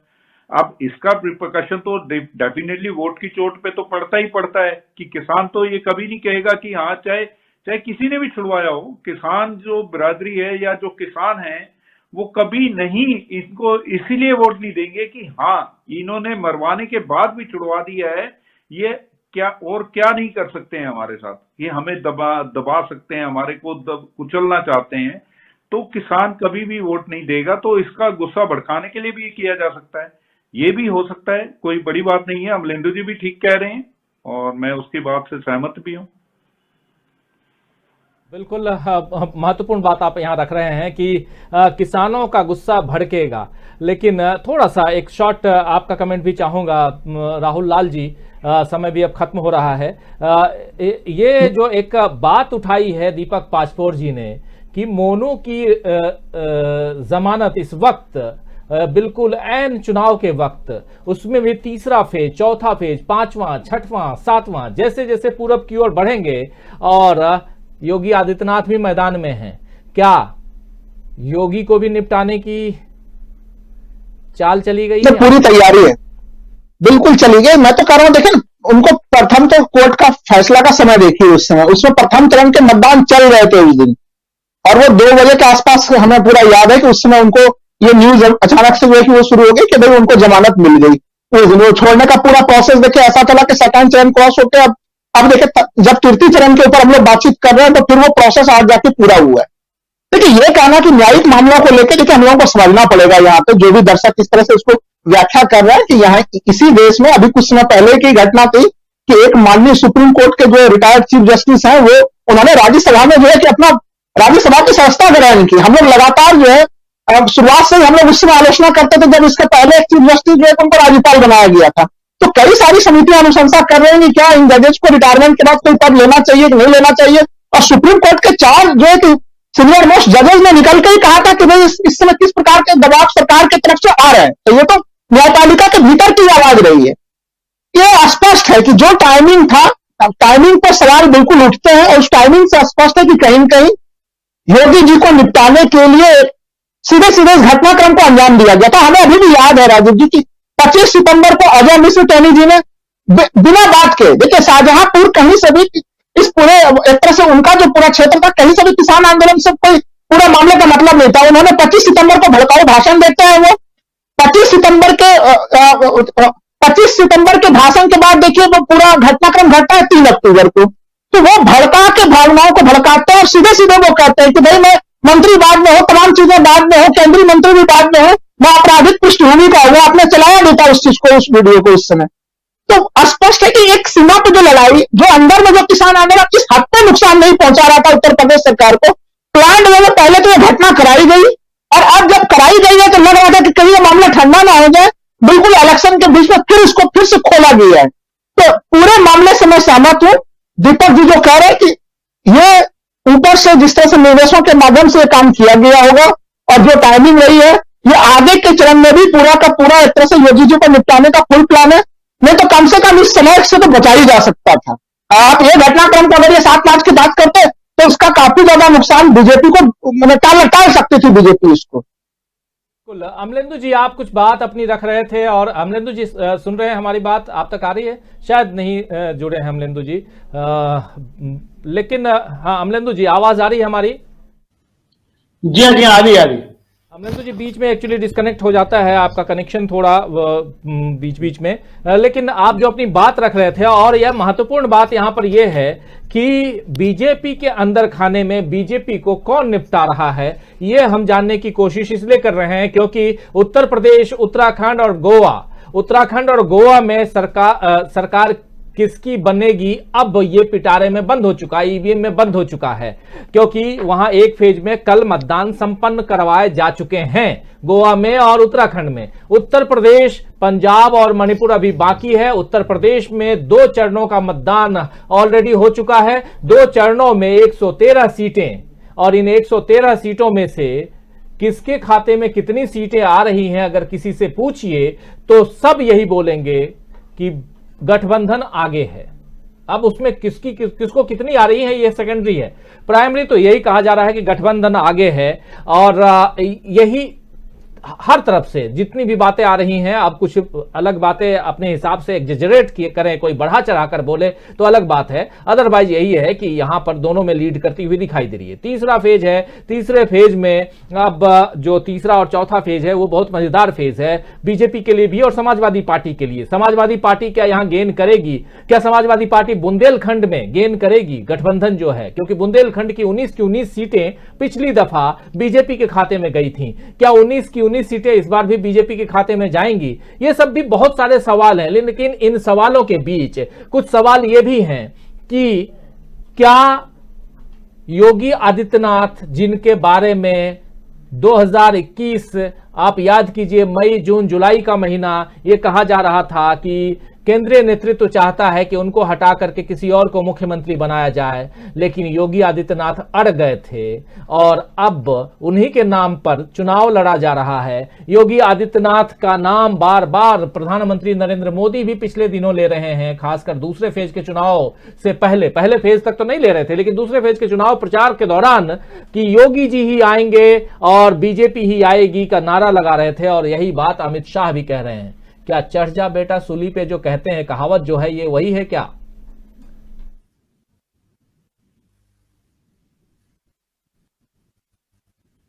अमलेंद्र जी डिस्कनेक्ट हो गए हैं, लेकिन दीपक पाचपोर जी सुन रहे हैं?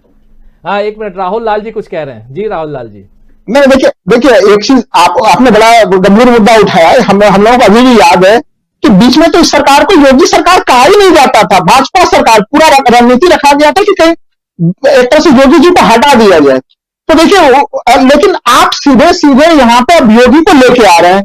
योगी एक तरह से ना तो कुछ डिलीवरी करता है, ना तो उत्तर प्रदेश के पूरे जो एक तरह से सोशल इंजीनियरिंग का जो पूरा मामला है उसमें उनका ठाकुरवाद कहीं से फिट बैठता है।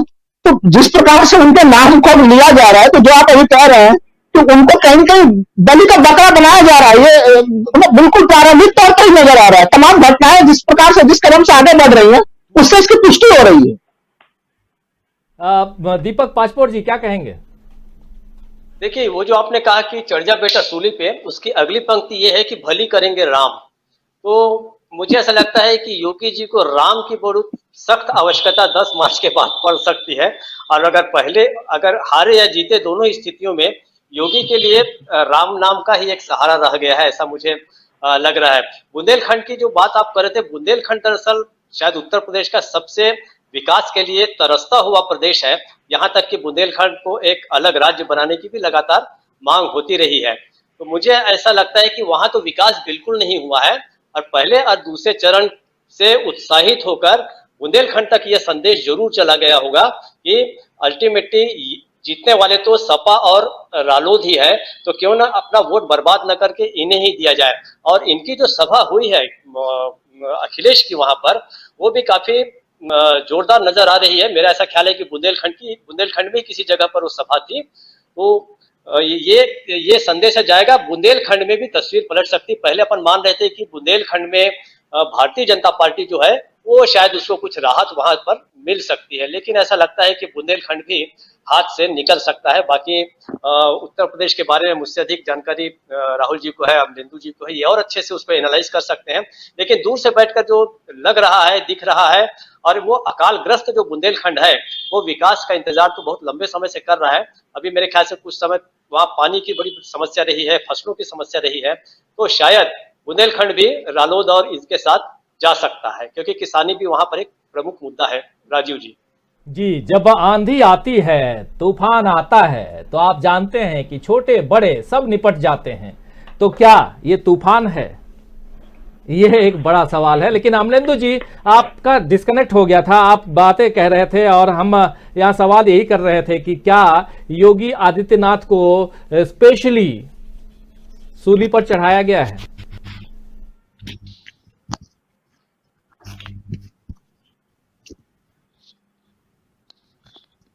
आ रही हमारी? शायद नहीं आ रही है अमलेंदु जी तक आवाज। लेकिन हरप्रीत जी, आप क्या कहेंगे इस पे? राजीव जी, निश्चित तौर पे स्पेशली सूली पे चढ़ाया गया है। तो यही जनता पार्टी की उत्तर प्रदेश में सरकार बनती है तो ये भारतीय जनता पार्टी जी आ रही है आपकी? मेरी आ रही है? आप बोलिए।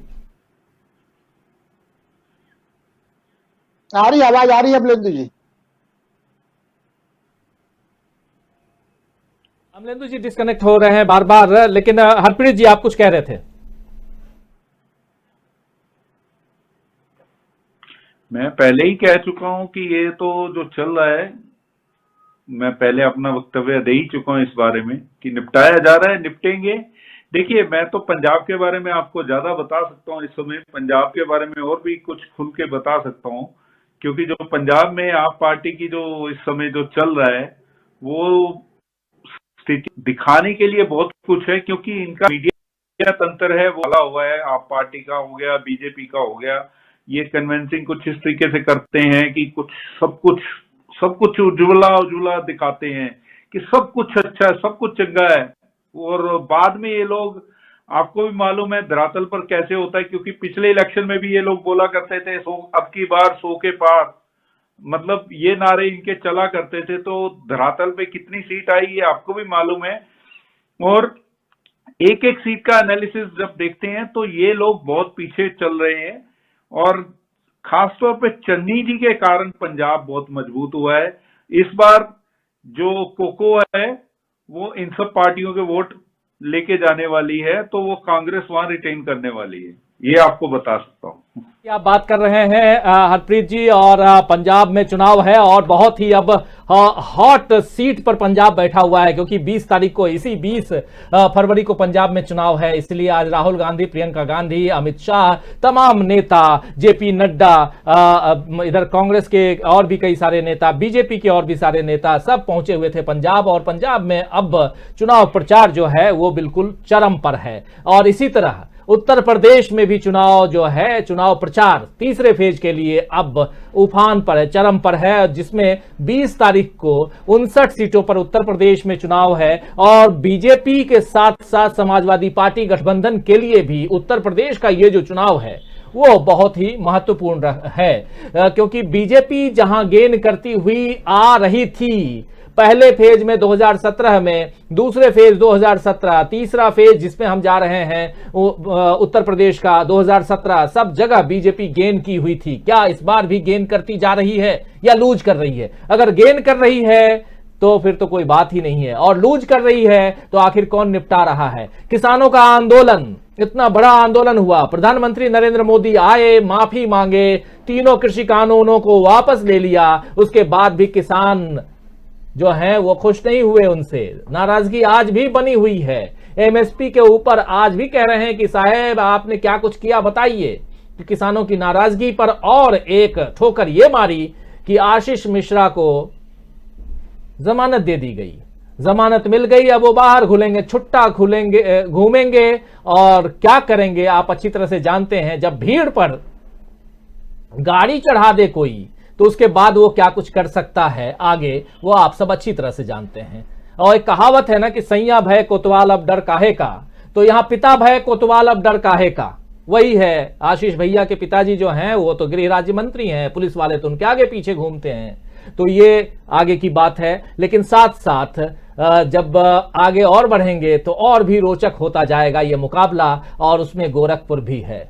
गोरखपुर में क्या योगी आदित्यनाथ निपट रहे हैं, ये भी बड़ा सवाल है। अमलेंदु उपाध्याय जी अगर जुड़ गए हो तो आखिरी एक आपसे बाइट लेना चाहूंगा, क्योंकि बार बार आप डिस्कनेक्ट हो रहे हैं इस पूरे मसले को देख करके। आप ये बताइए आखिर बीजेपी को कौन निपटा रहा है? बीजेपी को बीजेपी निपटा रही है राजीव जी, कोई नहीं निपटा रहा है। बीजेपी को बीजेपी निपटा रही है, बीजेपी के कर्म निपटा रहे हैं। कुल मिलाकर के जो उनकी केंद्र और राज्य सरकारों के कर्म हैं वो निपटा रहे हैं, और इसीलिए सब एक दूसरे को निपटा रहे हैं। और जनता भी इसीलिए निपटा रही है कि ये चूंकि खुद ही निपटाने पर तुले हुए हैं तो निपटाओ इनको, चूंकि इन्होंने जनता को निपटाया है तो जनता भी इनको निपटा रही है। तो कुल मिला के भाजपा को भाजपा निपटा रही है, उसके कर्म निपटा रहे हैं, और कोई इसको निपटाने वाला नहीं है। और दूसरी जो बात मेरी बीच में टूट जा रही थी कि योगी जी को क्यों जो है मोदी जी मतलब चाहते हैं, इस तरह की व्यूह रचना सब रची जा रही है कि योगी जी को जो निपटा दिया जाए। देखिए योगी जी अगर मुख्यमंत्री बनते हैं या भारतीय जनता पार्टी की सरकार बनती है तो इसका सीधा जो बुरा प्रभाव है वो केंद्र की सरकार पर पड़ेगा। इसका सीधा असर केंद्र की सरकार पर पड़ेगा, कह रहे हैं अमलेंदु उपाध्याय जी। समय खत्म हो चुका है, इसलिए आप चारों से विदा लेना चाहूंगा। आप चारों को बहुत बहुत धन्यवाद देता हूं। राहुल लाल जी आपको, हरप्रीत सिंह धिंगरा जी आपको, और साथ में दीपक पाचपोर जी आपको, और अमलेंदु उपाध्याय जी आपको। आप चारों को बहुत धन्यवाद कि आप लोग जुड़े, अपनी बातों को आप लोगों ने यहां रखा, देश दुनिया तक पहुंचाया। और उत्तर प्रदेश की राजनीति, उत्तराखंड की राजनीति, गोवा की राजनीति और आने वाले समय में पंजाब और मणिपुर की राजनीति पर हमारी नजरें टिकी हुई हैं। उत्तराखंड और गोवा में आप जानते हैं कि सरकार किसकी रहेगी, किसकी जाएगी, ये 10 मार्च को पता चलेगा। लेकिन ईवीएम पैक हो चुका है, जनता अपना मत जो है मतपेटी में डालकर अब आराम से सो रही है। तो अब तीसरे फेज में जो है उत्तर प्रदेश की जो जिले हैं, किन किन जिलों में, ये 16 जिले उत्तर प्रदेश के, जहां तीसरे फेज में मतदान होना है, जिसमें हाथरस है, फिरोजाबाद है, कासगंज है, एटा है, मैनपुरी, फर्रुखाबाद, कन्नौज, इटावा, औरैया, कानपुर देहात, कानपुर नगर, इसके अलावा जालौन, झांसी, ललितपुर, हमीरपुर और महोबा। इन 16 जिलों में मतदान है 59 सीट्स पर। क्या होगा आगे, सबकी नजरें लेकिन क्या बीजेपी को निपटा रही है, ये आप भी सोचिए। हमारे साथ तमाम साथी आप लोग जो बने रहे, इस चर्चा में आप लोगों ने भाग लिया और लगातार कमेंट के जरिए आप लोग अपनी बातों को रखते रहे। घनश्याम शर्मा पशुहारी लिख रहे हैं कि भाजपा को भाजपा के नेता और नीतियां ही निपटा देंगे, युवाओं को रोजगार, किसानों को उनकी कीमत के अलावा और कुछ नहीं चाहिए और भाजपा राज में यह संभव नहीं है। जय जनता जय समाजवाद लिख रहे हैं घनश्याम पशुहारी बलिया से जुड़ते हैं हमारे साथ। अब्दुल कयूम भी हमारे साथ बने हुए हैं, रहीसुद्दीन सैफी भी बने हुए हैं हमारे साथ, सोनू भी बने हुए हैं, देवेंद्र चटर्जी लिख रहे हैं ये दोनों गुजराती देश को ले डुबा, मोशा को गुजरात भेजो कह रहे हैं। और जावेद इकबाल जी कह रहे हैं बीजेपी ही बीजेपी को निपटा रही है, इस घर को आग लग गई घर के चिराग से। बिल्कुल सही कह रहे हैं और ये बहुत बढ़िया शेर है कि इस घर को आग लग गई घर के चिराग से, जावेद इकबाल जी लिख रहे हैं। और ऐसे ही बहुत सारे साथी, हैदर अली भी हैं, आपको क्या लग रहा है बीजेपी निपट जाएगी, हैदर अली पूछ रहे हैं। स्किल ट्रेनिंग ग्रुप भी हमारे साथ, भूपिंदर शर्मा कह रहे हैं कि योगी को मोदी निपटा रहे हैं, मोदी को है तो जीत जाऊंगा और राजस्थान में बीजेपी की हार के बाद ही मोदी जी 25 सीटें जिता दी, ये कह रहे हैं भूपेंद्र शर्मा जी। फहीम हैदर भी हैं जो कह रहे हैं कि मोदी जी अब फिर माफी मांगेंगे, कहेंगे योगी जी की सरकार ठीक थी, हम कुछ लोगों को समझा नहीं पाए। और ऐसे ही क्षितिज अग्रवाल हैं, ऐसे ही इकबाल खान कह रहे हैं कि अब जज्बात हर किसी का उछालना लाजिम, बदलते भारत पर एक नजर डालना लाजिम, कुछ दीवानों के ख्वाब लहू बनकर बहे, उस ख्वाब की ताबीर अब संभालना लाजिम। बहुत खूब लिखा है इकबाल खान जी आपने। शुभ मौर्य भी हमारे साथ गुड नाइट लिख रहे हैं। डेंजरस बॉय 772 लिख रहे हैं पाकिस्तान सुपर लीग। और उसके अलावा इकबाल जी के अलावा और भी बहुत सारे, रणवीर गौतम भी हमारे साथ बीएसपी लिख रहे हैं। बॉलीवुड फैशन भी है हमारे साथ में, सुनील वीर हैं, विजय वर्धन हैं और वालीदीन खान भी हैं। मोनू मिश्रा को बेल देना योगी के पैर पर कुल्हाड़ी मारना नहीं बल्कि गर्दन पर मारना साबित हो रहा है, ऐसा लिख रहे हैं। शैलेश जी लिख रहे हैं कि योगी बाबा को नौकरशाह निपटा रहे हैं, मोदी को योगी निपटा रहे हैं सर जी। और मोहम्मद रब्बानी भी हमारे साथ, बीजेपी का जो नेता है उसका जुबान बीजेपी को निपटा रहा है लिख रहे हैं। रणवीर सिंह भी हैं, बीजेपी को बीजेपी निपटाए या कोई और, बस बीजेपी ही भी निपट जाए। तो ऐसी तमाम बातें, अपनी अपनी बातें सब लिख रहे हैं। Devendra Chatterjee I love dB live good night लिख रहे हैं। तो दोस्तों अब इस कार्यक्रम को समाप्त करने की इजाजत चाहूंगा। कल शाम फिर 6:30 बजे, कल शाम 6:30 बजे आप लोगों के बीच उपस्थित होंगे 6:30, थोड़ा आधा घंटा पहले जैसे आज भी हम लोग आए थे, और आपके सामने दिन भर की गतिविधियों, चुनाव से संबंधित तमाम गतिविधियां और साथ साथ देश दुनिया में क्या कुछ चल रहा है उस पर भी। बहुत सारे साथी बोलते हैं कि एक बैंक का इतना बड़ा घोटाला हुआ है, शिपयार्ड घोटाला जो है उस पर भी चर्चा कीजिए। और तमाम खबरें हैं, आप लोग देखते हैं, सुनते हैं, लेकिन मौसम चुनावी है तो चुनाव पर चर्चा लाजमी है। लेकिन हाँ, ऐसे घोटालों से एक तरफ तो बुलडोजर की सरकार, एक तरफ कानून व्यवस्था की सरकार तमाम सुदृढ़ करने, मजबूत करने की बात करते हैं, लेकिन इतने घोटाले क्यों हो रहे हैं सरकार, ये भी तो सवाल है। तो कई सारे सवाल हैं, इन सवालों के पर चर्चा हम करेंगे, लेकिन आज मुझे दीजिए इजाजत और देखते रहिए आप डीबी लाइव। नमस्कार, गुड नाइट, शुभ रात्रि, शब बखैर।